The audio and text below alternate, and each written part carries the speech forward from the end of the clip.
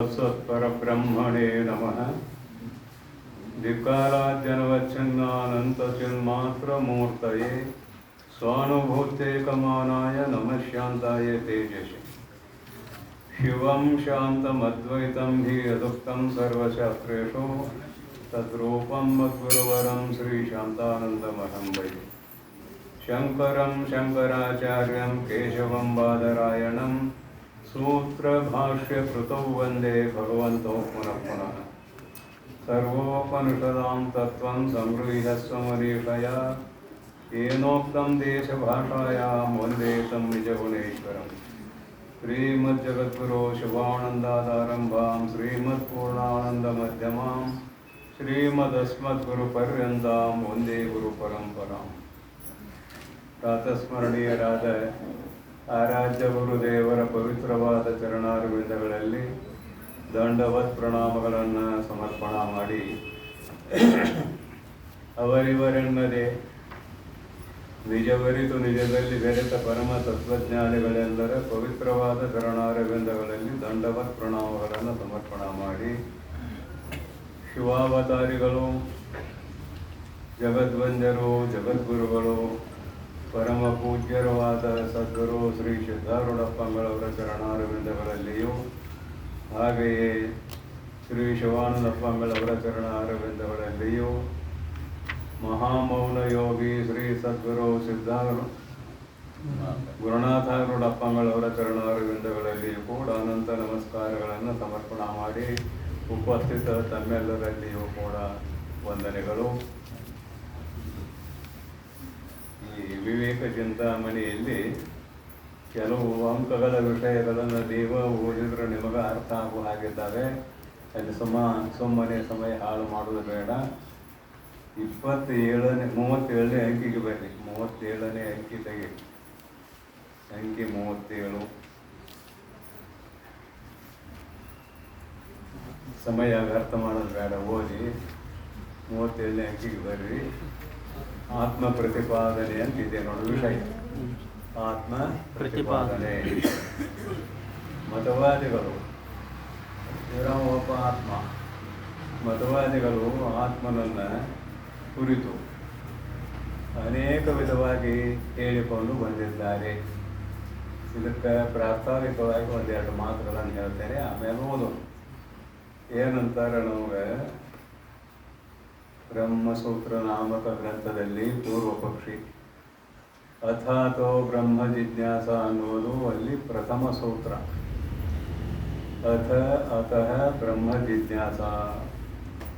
ಸಾಧನ ಚತುಷ್ಟಯ ಸಂಪತ್ತು ಯಾವನು ಗಳಿಸಿಕೊಂಡಿದ್ದಾನೆಯೋ ಅವನು ಬ್ರಹ್ಮ ಜಿಜ್ಞಾಸೆಗೆ, ಬ್ರಹ್ಮವನ್ನು ತಿಳಿಯುವುದಕ್ಕೆ, ಬ್ರಹ್ಮನನ್ನು ಕುರಿತು ಸಂವಾದವನ್ನು ಮಾಡುವುದಕ್ಕೆ ಅಧಿಕಾರಿ.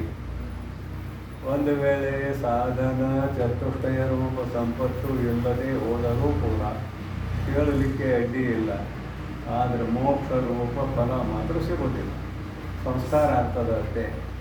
ಅದಕ್ಕಾಗಿ ಅರ್ಥ ಶಬ್ದಕ್ಕೆ ಏನು ಅರ್ಥ ಮಾಡಿದ್ರೆ ಅಂದರೆ ಸಾಧನ ಚತುಷ್ಟಯ ಸಂಪತ್ತಿನ ನಂತರ ಅಂತ ಅರ್ಥ ಮಾಡಿದರು. ತದನಂತರ ಪೂರ್ವ ಪಕ್ಷಿ ಬರ್ತಾನೆ. ಬ್ರಹ್ಮ ಜಿಜ್ಞಾಸೆ ಅಂತೇಳಿಲ್ಲ, ನಿಮ್ಮ ಬ್ರಹ್ಮ ಪ್ರಸಿದ್ಧವೋ ಅಪ್ರಸಿದ್ಧವೋ ಅಂತ ಕೇಳ್ತಾನೆ. ಯಾಕಂದ್ರೆ ಅದ್ವೈತ ವೇದಾಂತಿಗಳು ಬ್ರಹ್ಮ ಒಂದೇ ಅಂತ ನೀವು ಹೇಳ್ತೀರಿ, ಮತ್ತದು ಪ್ರಸಿದ್ಧವೋ ಅಪ್ರಸಿದ್ಧವೋ ಅಂತ ಕೇಳ್ತಾನೆ. ಅದು ಪ್ರಸಿದ್ಧ ಅಂತಾದರೆ ಅದರ ಬಗ್ಗೆ ಚಿಂತನೆ ಯಾಕೆ ಮಾಡೋದು? ಉದಾಹರಣೆಗೆ ಘಟಪಟ ರೂಪ ಪ್ರಪಂಚ ಎದುರಿಗಿದೆ, ಪ್ರಸಿದ್ಧಿದೆ, ಅದರ ಬಗ್ಗೆ ಏನು ಚಿಂತನೆ ಮಾಡಬೇಕಾ? ನೋಡು ಮ್ಯಾಲಿದ್ದಾನೆ ಸೂರ್ಯ ಅಂತ ಹೇಳ್ಬೇಕಾಗಿಲ್ಲ. ಪ್ರಸಿದ್ಧ ಆದರೆ ಆತ್ಮಚಿಂತನೆ ಮಾಡುವ ಕೆಲಸ ಇಲ್ಲ. ಇನ್ನು ಆತ್ಮ ಅಪ್ರಸಿದ್ಧ ಅಂದರೆ ಆಗಲೂ ಕೂಡ ಆತ್ಮಚಿಂತನೆ ಮಾಡೋ ಕೆಲಸ ಇಲ್ಲ. ಯಾಕೆ? ಅಪ್ರಸಿದ್ಧ ಅಂದ್ರೆ ಇಲ್ಲ ಅಂದಂಗೆ ಆಗ್ತದೆ. ಏನು ಚಿಂತನೆ ಮಾಡಿದ್ರು ಅವ್ನು ಪ್ರಸಿದ್ಧ ಆಗೋದಿಲ್ಲ ಅಂದಂಗೆ ಆಗ್ತದೆ. ಆದುದರಿಂದ ಆತ್ಮನ ಬಗ್ಗೆ ಚಿಂತನೆ ಮಾಡುವ ಕೆಲಸ ಇಲ್ಲವೇ ಇಲ್ಲ ಅಂತ ಇದು ಪೂರ್ವ ಪಕ್ಷೀಯ ಮಾತು. ಅವಾಗ ಹೇಳ್ತಾರೆ, ನಮ್ಮ ಆತ್ಮ, ಸಿದ್ಧಾಂತಿಗಳ ಉತ್ತರ ಹೇಳ್ತಾರೆ, ನಮ್ಮ ಆತ್ಮ ಪ್ರಸಿದ್ಧ. ಇಲ್ಲೇನು ಕೊಡ್ತಿದ್ದೀವಲ್ಲ ನಾವೆಲ್ಲರೂ, ನೀವು ಇದ್ದೀರಿಯೋ ಇಲ್ಲೋ ಅಂತ ಯಾರಾದರೂ ಪ್ರಶ್ನೆ ಮಾಡಿದರೆ ಇದ್ದೇವೆ ಅಂತ ಉತ್ತರ ಕೊಡ್ತೇವಲ್ಲ. ಅದೇನೋ ತಮಾಷೆಯಾಗಿ ಹೇಳ್ತಾರೆ, ಆಧಾರ್ ಕಾರ್ಡ್ ಬರಬೇಕಾದ್ರೆ ನಿನ್ನ ಜನ್ಮಪತ್ರ ತೊಗೊಂಬ ಅಂತಾನಂತ. ಅದು ಎಲ್ಲಿ ಬರೋದು ಏನೋ ಪಾಪ, ಹಳ್ಳಿಯಾಗ ಎಲ್ಲೈತೆ ಏನೋ ಗೊತ್ತಿಲ್ಲ. ಜನ್ಮಪತ್ರ ತೊಗೊಂಬ, ಆಧಾರ್ ಕಾರ್ಡ್ ಕೊಡ್ತೇನೆ ಅಂದ್ರೆ ಎಲ್ಲಿ ಹುಡುಕಿ ಹಾಡ್ಕೊಂಡು ಹೋಗ್ಬೇಕು. ಆದ್ರೆ ನಾ ಎದುರಿಗೆ ಐತೇನೋ ಮಾರಾಯ, ನನಗೊಂದು ಏನಾರ ವ್ಯವಸ್ಥೆ ಮಾಡು ಅಂತ ಕೇಳ್ತಾನೆ. ಪ್ರಕೃತದಲ್ಲಿ ನಾವು ಇದ್ದೀವಿ ಅನ್ನೋದು ಎಲ್ಲರಿಗೂ ಅನುಭವ ಇದೆ, ಪ್ರಸಿದ್ಧ. ಮತ್ತು ಹೀಗೆ ಪ್ರಸಿದ್ಧ ಇರುವಾಗ ಅವನ ಬಗ್ಗೆ ಚಿಂತನೆ ಯಾಕೆ ಮಾಡ್ತೀರಿ ಅಂತ ನಾವು ಪ್ರಸಿದ್ಧ ಅಂದಮೇಲೆ ಚಿಂತನೆ ಮಾಡೋ ಕೆಲಸ ಏನಿದೆ ಅಂದಾಗ ಹೇಳ್ತಾರೆ ಉತ್ತರ, ಆತ್ಮ ಪ್ರಸಿದ್ಧನೇ. ಪರಂತು ಆಯಾಯ ಮತವಾದಿಗಳು ಆ ಆತ್ಮತತ್ವವನ್ನು ಬೇರೆ ಬೇರೆ ರೀತಿಯಿಂದ ತಿಳಿದುಕೊಂಡಿದ್ದಾರೆ. ಅದನ್ನು ಇವತ್ತಿನ ಹೆಡ್ಡಿಂಗದಲ್ಲಿ ಹೇಳ್ತೇನೆ. ಬೇರೆ ಬೇರೆ ರೀತಿಯಿಂದ ತಿಳಿದುಕೊಂಡಿದ್ದಾರೆ. ಆ ಹುಚ್ಚು ಕಲ್ಪನೆಯಿಂದ ಕೂಡಿರುವ ಮಹಾನುಭಾವರು ಯಾವ್ಯಾವುದಕ್ಕೂ ಆತ್ಮಾನ ಕಥೆದಾರ. ಅದನ್ನು ಬಿಡಿಸಿ ಯಥಾರ್ಥವಾದ ಮುಮುಕ್ಷುವಿನ ಸ್ವರೂಪವಾದ ಆತ್ಮತತ್ವವನ್ನು ತಿಳಿಸುವುದಕ್ಕಾಗಿಯೇ ನಮ್ಮ ಶಾಸ್ತ್ರವು ಆರಂಭವಾಗಿದೆ. ನೋಡ್ರಿ ಏನಂತಾರೆ ಅನ್ನೋದು ಆತ್ಮದ ಬಗ್ಗೆ ಇವತ್ತು. ಮತ್ತಂ ಆ ಸಮಸ್ತ ಮತಾಂತರಗಳಲ್ಲಿ ಪೇಳುವ ಆತ್ಮ ಸ್ವರೂಪವು ಎಂತು ಏನೇ ದೇಹವೇ ಆತ್ಮ ಸ್ವರೂಪವು ಎಂಬರು ಚಾರ್ವಾಕರು. ಮತ್ತೇನಂದ್ರೆ ಮೇಲಿನದಿಷ್ಟು ಬಳಿಕ ಶಿವಪ್ರಣೀತವಾದ ಮಂತ್ರವೇ ಮೋಕ್ಷಾಂಗವಾದ ಕ್ರಿಯೆಚರ್ಯ ಯೋಗ ಜ್ಞಾನಾದಿಗಳನ್ನು ಪ್ರಮಾಣಿಸುತ್ತಿರ್ಕಂ. ಆತ್ಮನನ್ನು ತಿಳಿಸುವುದಕ್ಕೆ ಮೇಲಿನ ಸಾಧನಗಳಿದ್ದಾವೆ, ಶಾಸ್ತ್ರಗಳನ್ನು ಬರ್ಕೊಂಡ್ಬಂದಾರ. ಈಗ ಹಾಗಾದ್ರೆ ಆತ್ಮ ಅಂದ್ರೆ ಏನು, ಅವನ ಸ್ವರೂಪ ಏನು ಅಂತ ಕೇಳಿದ್ರೆ ಹೇಳ್ತಾರೆ. ಸಮಸ್ತ ಮತಾಂತರಗಳಲ್ಲಿ ಅನೇಕ ಮತಗಳಿದಾವೆ ನಮ್ಮ ಭಾರತ ದೇಶದಲ್ಲಿ. ಹೇಳುವ ಆತ್ಮಸ್ವರೂಪವು ಎಂತೂ ಏನೇ ಹೇಳುವಂತಹ ಆತ್ಮಸ್ವರೂಪ ಹೇಗೆ ಇದೆ ಅಂತ ಕೇಳಿದರೆ ಚಾರ್ವಾಕರು ದೇಹವೇ ಆತ್ಮನು ಎಂಬರು. ಚಾರುವಾಕ್ ಯಶಾಂತೆ ಚಾರ್ವಾಕಃ. ಸುಂದರವಾದ ಮಾತುಗಳು ಯಾರಲ್ಲಿ ಇವೆಯೋ ಅವರನ್ನು ಚಾರ್ವಾಕರು ಅಂತ ಕರೀತಾರೆ. ಏನಂತಾರೆ ಚಾರ್ವಾಕರು ಅಂದರೆ, ಈ ಶರೀರವೇ ಆತ್ಮ, ಈ ಶರೀರವನ್ನು ಬಿಟ್ಟು ಆತ್ಮ ಇಲ್ಲವೇ ಇಲ್ಲ, ಶರೀರವೇ ಆತ್ಮ. ರಾಜ ಪ್ರತ್ಯಕ್ಷ ದೇವತೆ ಅಂದರೆ ಯಾರು? ರಾಜನೇ ಪ್ರತ್ಯಕ್ಷ ದೇವತೆ, ಬೇರೆ ದೇವರು ಇಲ್ಲ. ಆಮೇಲೆ ಮರಣ ಯಾವುದು ಅಂತ ಕೇಳಿದ್ರೆ ಈ ಶರೀರ ಬಿಟ್ಟದ್ದು, ಮೋಕ್ಷ ಯಾವುದು ಅಂತ ಕೇಳಿದ್ರೆ ಶರೀರ ಬಿಟ್ಟದ್ದೇ ಮೋಕ್ಷ ಅಂತ ಹೇಳ್ತಾರೆ, ಮುಂದೆ ಬರ್ತದೆ ಅದು. ಅಂತೂ ಈ ಶರೀರವೇ ಆತ್ಮ ಅಂತಾರೆ ಅವ್ರು. ಯಾರು? ಚಾರ್ವಾಕರು. ಈ ಶರೀರವೇ ಆತ್ಮ, ಇಲ್ಲಿರುವಂತಹ ವಿಷಯಗಳೇ ಅನುಭವಿಸುವುದಕ್ಕೆ ಯೋಗ್ಯವಾದವುಗಳು, ಅವುಗಳನ್ನು ಅನುಭವಿಸುವುದಕ್ಕಾಗಿ ಯಾವ 5 ವಿಷಯ ಇದೆಯಲ್ಲ, ರೂಪ ರಸ ಗಂಧ ಶಬ್ದ ಸ್ಪರ್ಶ, 5 ವಿಷಯಗಳನ್ನೇ ಅನುಭವಿಸುವುದಕ್ಕಾಗಿ ಪರಮಾತ್ಮನು ಜ್ಞಾನೇಂದ್ರಿಯಗಳನ್ನು ಕೊಟ್ಟಿದ್ದಾನೆ, ಮನಬುದ್ಧಿಯಾದಿಗಳನ್ನು ಕೊಟ್ಟಿದ್ದಾನೆ. ಆ ವಿಷಯಗಳನ್ನು ಅನುಭವಿಸುವುದೇ ಪರಮಧ್ಯೇಯ. ಅದಕ್ಕಾಗಿ ಸತ್ತ ಮೇಲೆ ಸ್ವರ್ಗಕ್ಕೆ ಹೋಗ್ತಾನೆ ಅಥವಾ ನರಕಕ್ಕೆ ಹೋಗ್ತಾನೆ ಅಂತ ಏನೇನೋ ಬಣ್ಣ ಕಟ್ತಾರೆ ಇವರು. ಪುಣ್ಯ ಮಾಡಿದರೆ ಸ್ವರ್ಗಕ್ಕೆ ಹೋಗ್ತಾನೋ, ಪಾಪ ಮಾಡಿದರೆ ನರಕಕ್ಕೆ ಹೋಗ್ತಾನೋ ಅಂತ ಹೇಳ್ತಾರೆ ಇವರು. ಭಸ್ಮೀಭೂತಸ್ಯ ದೇಹಸ್ಯ ಪುನರಾಗಮನಂ ಕುತಃ. ಅವೇನಂತಾನಂದ್ರೆ, ಸತ್ತ ಮೇಲೆ ಯಾವ ಮನುಷ್ಯ ಸ್ವರ್ಗಕ್ಕೂ ಹೋಗುವುದಿಲ್ಲ, ನರಕಕ್ಕೂ ಹೋಗುವುದಿಲ್ಲ. ಸ್ವರ್ಗ ಅನ್ನೋದು ಸುಳ್ಳ, ನರಕ ಅನ್ನೋದು ಸುಳ್ಳ. ಒಬ್ಬರ ನೋಡಿದಾನೇನೋ ಸ್ವರ್ಗಕ್ಕೆ ಹೋಗಿ ತಿರುಗಿ ಬಂದವ ಹೇಳ್ತಾನೆ ಸ್ವರ್ಗ ಅಂದ್ರೆ ಹೀಗಿದೆ ಅನ್ನೋದು ಯಾವಾರ ಹೇಳ್ಯಾನೆ ನಿಮ್ಗೆ? ಯಾವನು ಹೇಳಿಲ್ಲ. ಮತ್ತು ಸ್ವರ್ಗ ಇದೆ ಅಂತ ಸುಮ್ಮನೆ ಕಲ್ಪನೆ ಮಾಡಿ ನಿಮ್ಮ ಹತ್ತಿರ ಇರುವ ಹಣ ಕಿತ್ಕೊಳ್ಳಾಕ ಯಜ್ಞ ಮಾಡಿ, ಯಾಗ ಮಾಡಿ, ದಾನ ಮಾಡಿ, ಧರ್ಮ ಮಾಡಿ ಅಂತೇಳಿ ನಿಮ್ಮನ್ನು ಪ್ರೋತ್ಸಾಹಿಸಿ ಹಾಳು ಮಾಡ್ತಾರೆ. ಪಾಪ ಮಾಡಿದ್ರೆ ನರಕಕ್ಕೆ ಹೊಕ್ಕಿ ಅಂತ ಅಂಜಿಸ್ತಾರೆ. ಪಾಪನೂ ಇಲ್ಲ, ಪುಣ್ಯನೂ ಇಲ್ಲ. ಇರುವರೆಗೆ ಋಣಂ ಕೃತ್ವ ಘೃತಂ ಕೃಪೇತ್. ಸಾಲ ಮಾಡಿಯಾದರೂ ಚಿಂತಿಲ್ಲ, ತುಪ್ಪ ಕುಡಿದು ಸಾಯಿರಿ ಅಂತ ನಾವು. ಸಾಲ ಮಾಡಿದ್ರು ಚಿಂತಿಲ್ಲ, ತುಪ್ಪ ಕುಡಿದು ಸಾಯಿರಿ. ಯಾವ ಋಣ ಬಂದ ಋಣ ಸಾಲಗಾರಾಗಿ ಮುಳುಗಿಸ್ಕೊಂಡು ಹೋದ ಅಂದ್ರೆ ಅವ್ರ ಮನೆಯಾಗ ಎತ್ತೋ ಕತ್ತೋ ನಾಯೋ ನರಿಯೋ ಆಗಿ ಹುಟ್ಬೇಕೋ ನೀನು ಅಂತ ಅಂಜಿಸ್ತಾರೋ. ಈ ಶರೀರ ಬೂದ್ಯಾಕೆ ಬಿದ್ದು ಹೋಗೈತಿ, ಸುಟ್ಟಿದ್ದಾರೆ ಇದನ್ನು. ಮತ್ತೆ ಇಲ್ಲಿ ಬರ್ತದೆ, ತಿರುಗಿ ಬರೋದಿಲ್ಲ. ಸಾಲ ಮಾಡಿ ಆದರೂ ತುಪ್ಪ ಕುಡೀರಿ, ಅದೊಂದು ಒಳ್ಳೆ ಚಲೋ ಮಾತು ಹೇಳಿದ. ಸಾಲ ಮಾಡಿ ಆದರೂ ಸೆರೆ ಕುಡೀರಿ ಅನ್ನಲಿಲ್ಲ, ತುಪ್ಪ ಕುಡೀರಿ ಅಂತ. ಸರಿ ಅದ ಮಾಡ್ಯಾದ್ರು ಸರಾಯಿ ಕುಡಿರಿ ಅಂದಿಲ್ಲ, ಅದೊಂದು ಒಳ್ಳೆ ಮಾತು ಹೇಳಿದ. ತುಪ್ಪ ಕುಡಿರಿ ಅಂದ. ಏನಂತ ಶರೀರವೇ ಆತ್ಮ, ಇದನ್ನು ಬಿಟ್ಟು ಬೇರೆ ಆತ್ಮ ಇಲ್ಲವೇ ಇಲ್ಲ. ಯಾಕೆ ನೋಡುದು, ಹೇಳುದು, ಕೇಳುದು, ಕೊಡೋದು, ತೆಗೆದುಕೊಳ್ಳೋದು ಎಲ್ಲ ಶರೀರದಲ್ಲೇ ಇದೆ. ಈ ಶರೀರ ಬಿಟ್ಟು ಆತ್ಮ ಇನ್ನ ಬೇಲಿರ್ತಾನು. ಭಾಳ ಚಂದ ಅವನ ಮಾತು, ಹೌದಲ್ಲ? ರೂಪ, ರಸ, ಗಂಧ, ಶಬ್ದ, ಸ್ಪರ್ಶ ಏನಿದಾವಲ್ಲ ಬೇಕಾದಂಗ ಅನುಭವಿಸ್ರಿ. ಪರಮಾತ್ಮ ಅದಕ್ಕಾಗಿ ಇಂದ್ರಿಯಗಳನ್ನು ಕೊಟ್ಟಾನ. ನೋಡಾಕ ಕಣ್ಣು ಕೊಟ್ಟಾನ, ಕೇಳಾಕ ಕಿವಿ ಕೊಟ್ಟಾನ. ಇದ್ರಂತೆ ಕರ್ಮೇಂದ್ರಿಯಗಳ ವ್ಯವಹಾರ ಅನ್ವಯ ಮಾಡಿಕೊಡ್ರಿ ನೀವು, ಅವನ ಬಾಯಿ ಬಿಟ್ಟು ಹೇಳೋದಲ್ಲ. ಹೀಗಾಗಿ 5 ಜ್ಞಾನೇಂದ್ರಿಯಗಳು, 5 ಕರ್ಮೇಂದ್ರಿಯಗಳು ಏನೇನು ಅನುಭವಿಸ್ಬೇಕಲ್ಲ ಅವನ್ನೆಲ್ಲವುಗಳನ್ನು ಯಥೇಚ್ಛವಾಗಿ ಅನುಭವಿಸಿರಿ. ಸತ್ತದ್ದೇ ಮೋಕ್ಷ. ಮಾತ ಮೋಕ್ಷ ಪಡಲಿಕ್ಕೆ ಕೆಲಸ ಇಲ್ಲ. ಶರೀರ ಸಹಿತ ಅಂದ್ರೆ ಮತ್ತೆ ಬರೋದಿಲ್ಲ. ಅದು ಹೇಳ್ತಾನ ನಾವು, ಬೂದಿಯಾಗಿ ಹೋಗೈತಿ, ಮತ್ತೆ ತಿರುಗಿ ಬರ್ತದೆ, ತಿರುಗಿ ಬರೋದಿಲ್ಲ. ಇದುವೇ ಆತ್ಮ, ಸತ್ತದ್ದೇ ಮೋಕ್ಷ. ಇರುವರೆಗೆ ಸುಖವಾಗಿದ್ದು ಒಂದಿನ ಹೋಗುದಪ್ಪ ಅಂತ ನಾವು ಅವನು ಬೆನ್ನು ಹತ್ತವ್ರ ಭಾಳ ಮಂದಿ. ಈ ಲೋಕದ ಭೋಗ, ಆ ಲೋಕದ ಭೋಗ ಕ್ಷಣಿಕ ಅಂತೇಳಿ ಅಲ್ಲಿ ಆಸಕ್ತಿಯನ್ನು ಹೊಂದಬೇಡ, ಅನಾಸಕ್ತ ನಾವು, ಅವುಗಳಿಂದ ಮನಸ್ಸು ದೂರಿಡು, ಇಂದ್ರಿಯಗಳನ್ನು ದೂರಿಡು ಅಂತ ಹೇಳೋರು ನಾವು. ಅವ ಎಲ್ಲವನ್ನೂ ಅನುಭವಿಸಿರಿ ಅಂತ ಹೇಳ ಅವನು ಬೆನ್ನು ಹತ್ತವ್ರು ಭಾಳ ಮಂದಿ. ಈ ಅಮಾಸಿಗೆ ಲಿಂಬಿಕಾಯಿ ಕರಿದಾರ ಮಂತ್ರಿಸಿ ಕೊಡ್ತಾರಲ್ಲ, ಅಲ್ಲಿ ಎಷ್ಟು ಮಂದಿ ಹೋಗ್ತಾರೋ ಅಷ್ಟು ಮಂದಿ ಇಲ್ಲಿ ಬರ್ತಾರಲ್ಲ. ಚಾರ್ವಾಕಿದ್ದಾಗ ನಾವು ಯಾರ ಕರಿದಾರ ಮಂತ್ರ ಸಾಮ, ಲಿಂಬಿ ಅಲ್ಲಿ ಮಂತ್ರ ಸಾಮ ಚಾರ್ವಾಕಿದ್ದ. ಅವನ ಕಡೆ ಭಾಳ ಮಂದಿ ಹೋಗ್ತಾರೆ. ನಮ್ಮ ಕಡೆ ಬೆರಳಿಗೆ ಎಷ್ಟೋ ಜನ ಏನು ಹೇಳ್ತಾರೋ ಏನು ಬಿಡ್ತಾರೋ ಅಂತೇಳಿ ನಮ್ಮಲ್ಲಿ ಬೆರಳಿಗೆ ಎಷ್ಟು ಜನ ಅಂತೂ ಅವನ ಅಭಿಪ್ರಾಯ ಏನೋ ಶರೀರವೇ ಆತ್ಮ. ಇದೇ ಶರೀರ ಬಿಟ್ಟು ಬೇರೆ ಆತ್ಮ ಇಲ್ಲ. ಯಾವುವು ಸ್ವರ್ಗ ನರಕಾದಿಗಳು ಇಲ್ಲ. ಯಥೇಚ್ಛವಾಗಿ ಸುಖವನ್ನು ಹೋಗಿಬಿಡೋದು ಒಂದಿನ, ಅದೇ ಮೋಕ್ಷ. ಸತ್ತದ್ದೇ ಮೋಕ್ಷ. ಇದು ಚಾರ್ವಾಕ, ಶರೀರವೇ ಆತ್ಮ ಅಂತ ಅವ್ರು ಅಂತಾಂಬಿರ್ತಾರೆ. ಕೆಲವು ಜನ ಶರೀರ ಆತ್ಮ ಅಲ್ಲ ಅಂತಾರವ್ರು. ಇಂದ್ರಿಯಗಳು ಆತ್ಮ ಅಂತಾರವ್ರು. ಕಣ್ಣು ನೋಡ್ತದೆ, ಕಿವಿ ಕೇಳ್ತದೆ, ಬಾಯಿ ಮಾತಾಡ್ತದೆ, ಮನಸ್ಸು ಎಲ್ಲ ಹೊರಗಿದಾವಲ್ಲ ಅವು ಎಲ್ಲ ಇಂದ್ರಿಯಗಳೇ ಆತ್ಮ.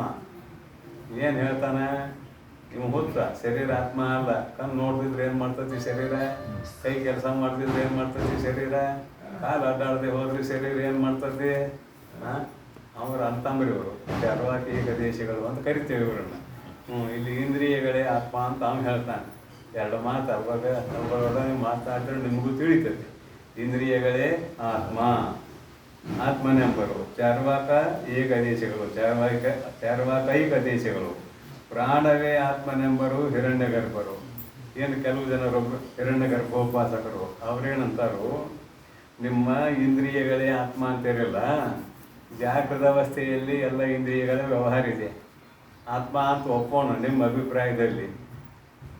ಸ್ವಪ್ನ ಬಿದ್ದಾಗ ಮನಸ್ಸಿನ ವ್ಯವಹಾರ ಇದೆ, ಆ ಮನಸ್ಸು ಒಂದು ಇಂದ್ರಿಯ. ಆದ್ರೆ ಇಲ್ಲಿ ಹೊರಗಿಂದಟ್ಟ ಹೇಳ್ತಾನೆ ಮೊದಲು ಇಂದ್ರಿಯಗಳೇ ಆತ್ಮ ಅಂತಿರಲ್ಲ. ಮಲ್ಕೊಂಡಾಗ ನಿಮ್ಮ ಇಂದ್ರಿಯಗಳು ಏನು ಮಾಡ್ತಾವ ನಾವು? ಏನು ಕಣ್ಣು ನೋಡ್ತದೆ, ಕಿವಿ ಕೇಳ್ತದೆ, ಏನು ಮಾಡ್ತದೆ, ಕಾಲು ಅಡ್ಡಾಡ್ತದೇನು, ಕೈಯ ಕೊಡುವ ತೆಗೆದುಕೊಳ್ಳುವ ವ್ಯವಹಾರ ಮಾಡ್ತದೇನು? ಎಲ್ಲ ಇಂದ್ರಿಯಗಳು ಏನೂ ಮಾಡೋದಿಲ್ಲ ನಿದ್ರಾವಸ್ಥೆಯಲ್ಲಿ. ಅದಾವೇನು ಇಂದ್ರಿಯಗಳಲ್ಲಿ ಇಲ್ಲ. ಮತ್ತು ಯಾರ ಆತ್ಮ ಅಂದ್ರೆ ಪ್ರಾಣವೇ ಆತ್ಮ ಅಂತ ನಾವು. ಶಾಶ್ವತ ಸ್ವರೂಪ ಪ್ರಾಣವೇ ಆತ್ಮ. ಅದು ಜಾಗ್ರದಲ್ಲಿ ಇದೆ, ಸ್ವಪ್ನದಲ್ಲಿ ಇದೆ, ನಿದ್ರೆ ಹೆಚ್ಚಿದಾಗಲೂ ಕೂಡ ಉಸಿರಾಡ್ತಾ ಇದ್ದೇವೆ, ಅದುವೇ ಆತ್ಮ. ಇವರು ಹಿರಣ್ಯ ಗರ್ಭೋಪಾಸಕರು. ಪ್ರಾಣವೇ ಆತ್ಮ ಅಂತ ಹೇಳುವವರು ಹಿರಣ್ಯ ಗರ್ಭೋಪಾಸಕರು.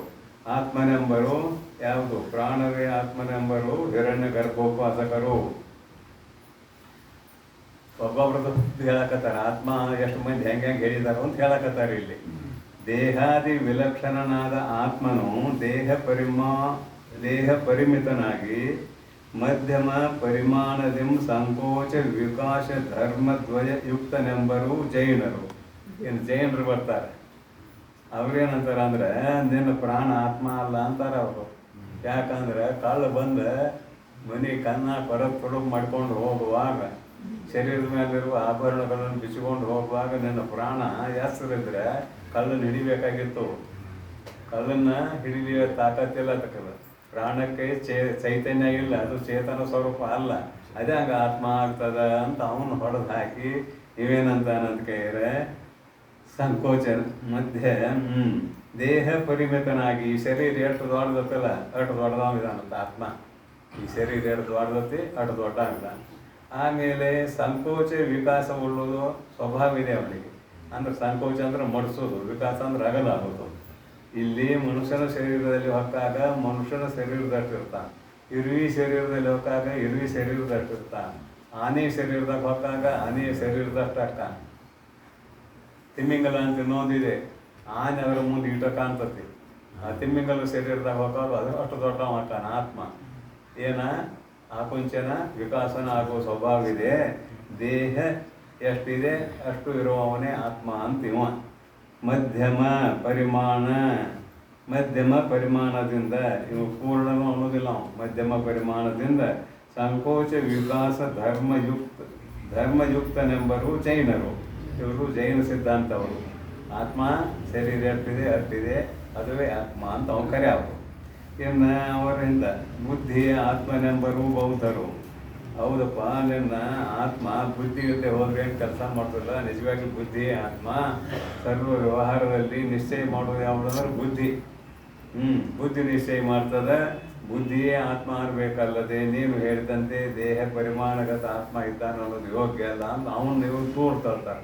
ಒಬ್ಬರನ್ನೊಬ್ರು ಸರಿಸ್ತಾರೆ ಇವರು. ಬುದ್ಧಿ ಆತ್ಮನೆಂಬರು ಬೌದ್ಧರು. ಇಲ್ಲ, ಬುದ್ಧಿ ನಿಶ್ಚಯ ಮಾಡ್ತದ ಕರೆಯಪ್ಪ. ಆತ್ಮ ಆನಂದ ಸ್ವರೂಪನಿದ್ದಾನೆ, ಬುದ್ಧಿಯು ಆತ್ಮ ಅಲ್ಲ ಅನ್ನೋರು ಕೆಲವು ಜನ ಇದ್ದಾರೆ. ಅವ್ರು ಹೇಳ್ತಾರೆ ಬೌದ್ಧರು. ಆನಂದ ಮಾತ್ರಮಂ ಆತ್ಮನೆಂಬರು ಕೌಳಯಾಮಳ ಶಾಕ್ತೇಯರುಗಳು. ಕೌಳಯಾಮಳರು ಶಾಕ್ತೇಯರುಗಳು ಇವ್ರು ಏನಂತಾರೆ ಅಂದ್ರೆ ಆನಂದವೇ ಆತ್ಮ, ಬೇರೆ ಆತ್ಮ ಇಲ್ಲವೇ ಇಲ್ಲ ಅಂತ ಇವ್ರಂತಾರೆ. ಆನಂದವೇ ಆತ್ಮ.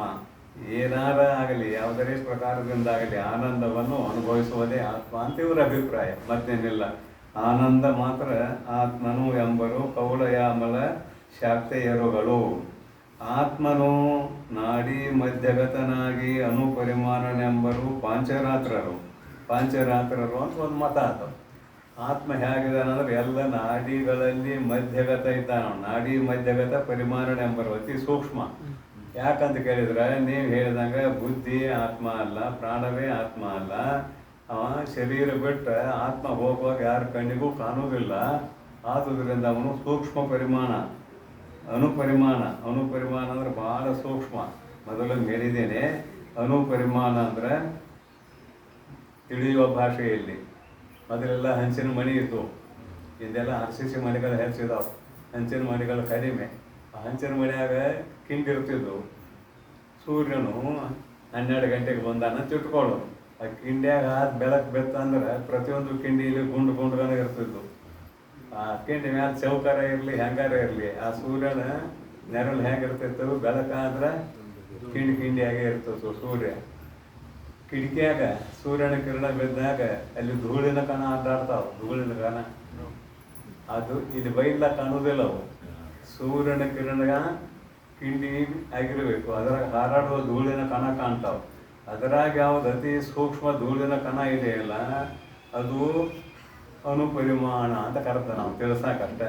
ಅನುಪರಿಮಾಣ ಅಂತ ಇನ್ನೂ ಸೂಕ್ಷ್ಮತೆ ಅದು ತಿಳಿಸಾಕಷ್ಟ ಕರೆದ ನಾವು. ಅದರಾಗ ಸಾರ್ತಿದ್ದದ್ದು ಅನುಪರಿಮಾಣ. ಅದರಾಗ 3 ಭಾಗ ಮಾಡಬೇಕು.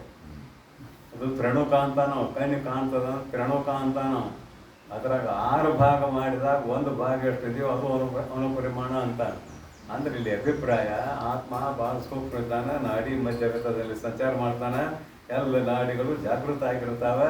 ಅದಕ್ಕಾಗಿ ಆತ್ಮನು ಅತ್ಯಂತ ಸೂಕ್ಷ್ಮ, ಅತಿ ಸೂಕ್ಷ್ಮನು, ಅನುಪರಿಮಾಣನು ಅಂತ ಹೇಳುವವರು ಇವರು ಶಾಕ್ತೇಯರುಗಳು, ಪಾಂಚರಾತ್ರರು ಇವ್ರು ಹೇಳ್ತಾರೆ. ನಾಡಿ ಮಧ್ಯಗತನಾಗಿ ಅನುಪರಿಮಾಣನೆಂಬರು ಪಾಂಚರಾತ್ರರು. ಆತ್ಮನು ಆಯಿತು, ಇದು ಆತ್ಮನ ಬಗ್ಗೆ ಆಯಿತು. ಆತ್ಮನು ದೇಹ ಪುತ್ರಾದಿ ರೂಪರು. ಆತ್ಮನು ದೇಹ ಪುತ್ರಾದಿ ರೂಪನು ಎಂಬರು ಲೌಕಿಕರು. ಲೌಕಿಕರಿಗೆ ಯಾರು ಆತ್ಮ ಅಂತ ಕೇಳಿದರೆ ತನ್ನ ದೇಹವೇ ಆತ್ಮ. ಹಾಗೆ ಮಗ ಆತ್ಮ, ಗಂಡನಿಗೆ ಹೆಂಡತಿ ಆತ್ಮ, ಹೆಂಡತಿಗೆ ಗಂಡ ಆತ್ಮ. ಅಂದ್ರೆ ಲೌಕಿಕರು ಏನಂತ ತಿಳ್ಕೊಂಡಿದ್ದಾರೆ, ಈ ದೇಹವೇ ಆತ್ಮ ಅಂತ ತಿಳ್ಕೊಂಡಿದ್ದಾರೆ. ಇದು ಲೌಕಿಕರು. ಇನ್ನು ಸ್ವಲ್ಪ ಶಾಸ್ತ್ರಕಾರರಲ್ಲಿ ಬರ್ತಾರೆ ಮಾತ್ರ.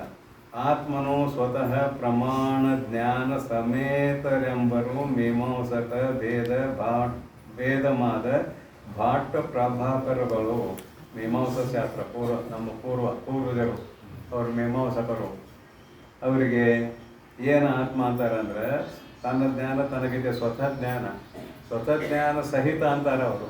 ಜ್ಞಾನವೇ ಅವ ಅನ್ನೋದಿಲ್ಲ, ಸ್ವತಃ ಜ್ಞಾನ ಸಹಿತ, ತಮ್ಮ ಜ್ಞಾನ ಸಹಿತವಾಗಿರುವವನೇ ಆತ್ಮ ಅಂತ ಕರೀತಾರೆ ಅವರು. ತನ್ನ ಜ್ಞಾನ ಸಹಿತನಾಗಿರುವವನೇ ಆತ್ಮ. ಹಿಂಗಂದಾಗ ಏನಾಗ್ತದೆ ಅಂತ ಕೇಳಿದರೆ ಇಲ್ಲಿ ದ್ವೈತಾಪತ್ತಿ ಬರ್ತದೆ. ಜ್ಞಾನವುಳ್ಳವನು ಆತ್ಮ, ಜ್ಞಾನ ಒಂದಾಯಿತು, ಉಳ್ಳವೊಬ್ಬ ಅದ. ಧಣಿ, ಯಾರಿಗೆ ಧಣಿ ಅಂತೀರಿ? ಯಾರು ಕಿಶೆದಾಗ ಹೆಚ್ಚು ಹಣ ಐತಿ ಅವನು ಧಣಿ. ಕಿಶೆದಾಗ ಕೈ ಹಾಕಿರೋದು ಹರ್ಕೊಂಡು ಹೋಗೈತಿ, ಅದನ್ನು ಹಾಕಿ ಇದನ್ನು ಹಾಕಿ ಏನೂ ಇಲ್ಲ ಇಲ್ಲ, ಅವನಿಗೆ ಧಣಿ ಅಂತೀರಿ ಅಣ್ಣ. ಬಡವನ್ನ ಏನಂತ ಕರೀತಾರೆ? ಅವನ ಮನೆ ನೋಡಿದ್ರೆ ಶಿವಪ್ಪನ ಮನೆ ಆಗೈತಂತ. ಶಿವಪ್ಪನ ಮನೆ ಸ್ಮಶಾನ, ಮತ್ತೇನ ಶಿವನ ಮನೆ ಆಗೈತಂತ. ಅವ್ನು ಧನಿ ಅಂತೀರೇನ? ಅವ್ನು ಶ್ರೀಮಂತ ಅಂತೀರೇನ? ಅನ್ನೋದಿಲ್ಲ. ಮತ್ತು ಯಾರಿಗೆ ಶ್ರೀಮಂತ ಅನ್ಬೇಕು? ಹಣ ಯಾವನ ಹತ್ತಿರ ಇದೆ ಅವನು ಶ್ರೀಮಂತ ಅನ್ಬೇಕು. ಹಣ ಯಾವನ ಹತ್ತಿರ ಇದೆ ಅವನು ಶ್ರೀಮಂತ ಅನ್ಬೇಕು. ನಾ ಇದು ಊರಾಗ ಭಾಳ ಈಗ 20 ವರ್ಷದಿಂದ 25 ವರ್ಷದಿಂದ ಅಲ್ಲಿದ್ದು ಹಿರಿಯರು ಹೇಳೋದು ಮಾತಾಡ್ತೇನೆ. ಏನು ಹೇಳ್ತಿದ್ರು ಅಂದ್ರೆ ಅವರು ಭಾಳ ಬಡತಾನ ಆ ಸಮಯದಲ್ಲಿ. ಈಗ ಅನುಕೂಲ ಆಗ್ಯಾರ, ಮತ್ತು ಬೇರೆ ಭಾಳ ಬಡವರು. ಆ ಊರಾಗ ಕೇವಲ ಒಂದು 2 ಮನೆ ಶ್ರೀಮಂತರ ಮನೆ. ಅದರಾಗ ಒಬ್ಬ ಸಾವುಕಾರ ಯಾವಾಗಲೂ ಕಿಶೆದಾಗ 20,000 ರೂಪಾಯಿ ಇಟ್ಕೊಂಡು ಆಟಾಡ್ತಿದ್ದ ಆಕ ಅಂತ. ಕಿಶೆದಾಗ ಕೈ ಹಾಕಿ ತೆಗೆದು 20,000 ರೂಪಾಯಿ ಇರ್ತಿದ್ವು. ಅದನ್ನು ನೋಡಿದ ಬಡವರು ನಾವು ಯಾವಾಗ ಎಷ್ಟು ರೊಕ್ಕ ಕಂಡೆ ಓದ್ತಿದ್ವು ಅಂತ. ಈಗ ಅವ್ರೆಲ್ಲ ಶ್ರೀಮಂತರಾಗಿದ್ದಾರೆ ಬಿಡ್ರಿ. ಈಗಿನ ಸುದ್ದಿ ಅಲ್ಲ ಹೇಳೋದು.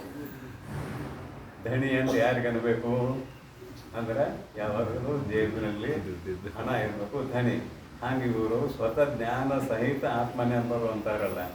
ಜ್ಞಾನ ಸಹಿತ ಆತ್ಮನೆಂಬರು ಅಂದ್ರೆ ಜ್ಞಾನ ಒಂದು ಬೇರೆ ಆಯಿತು, ಆತ್ಮ ಒಬ್ಬ ಬೇರೆ ಆದ.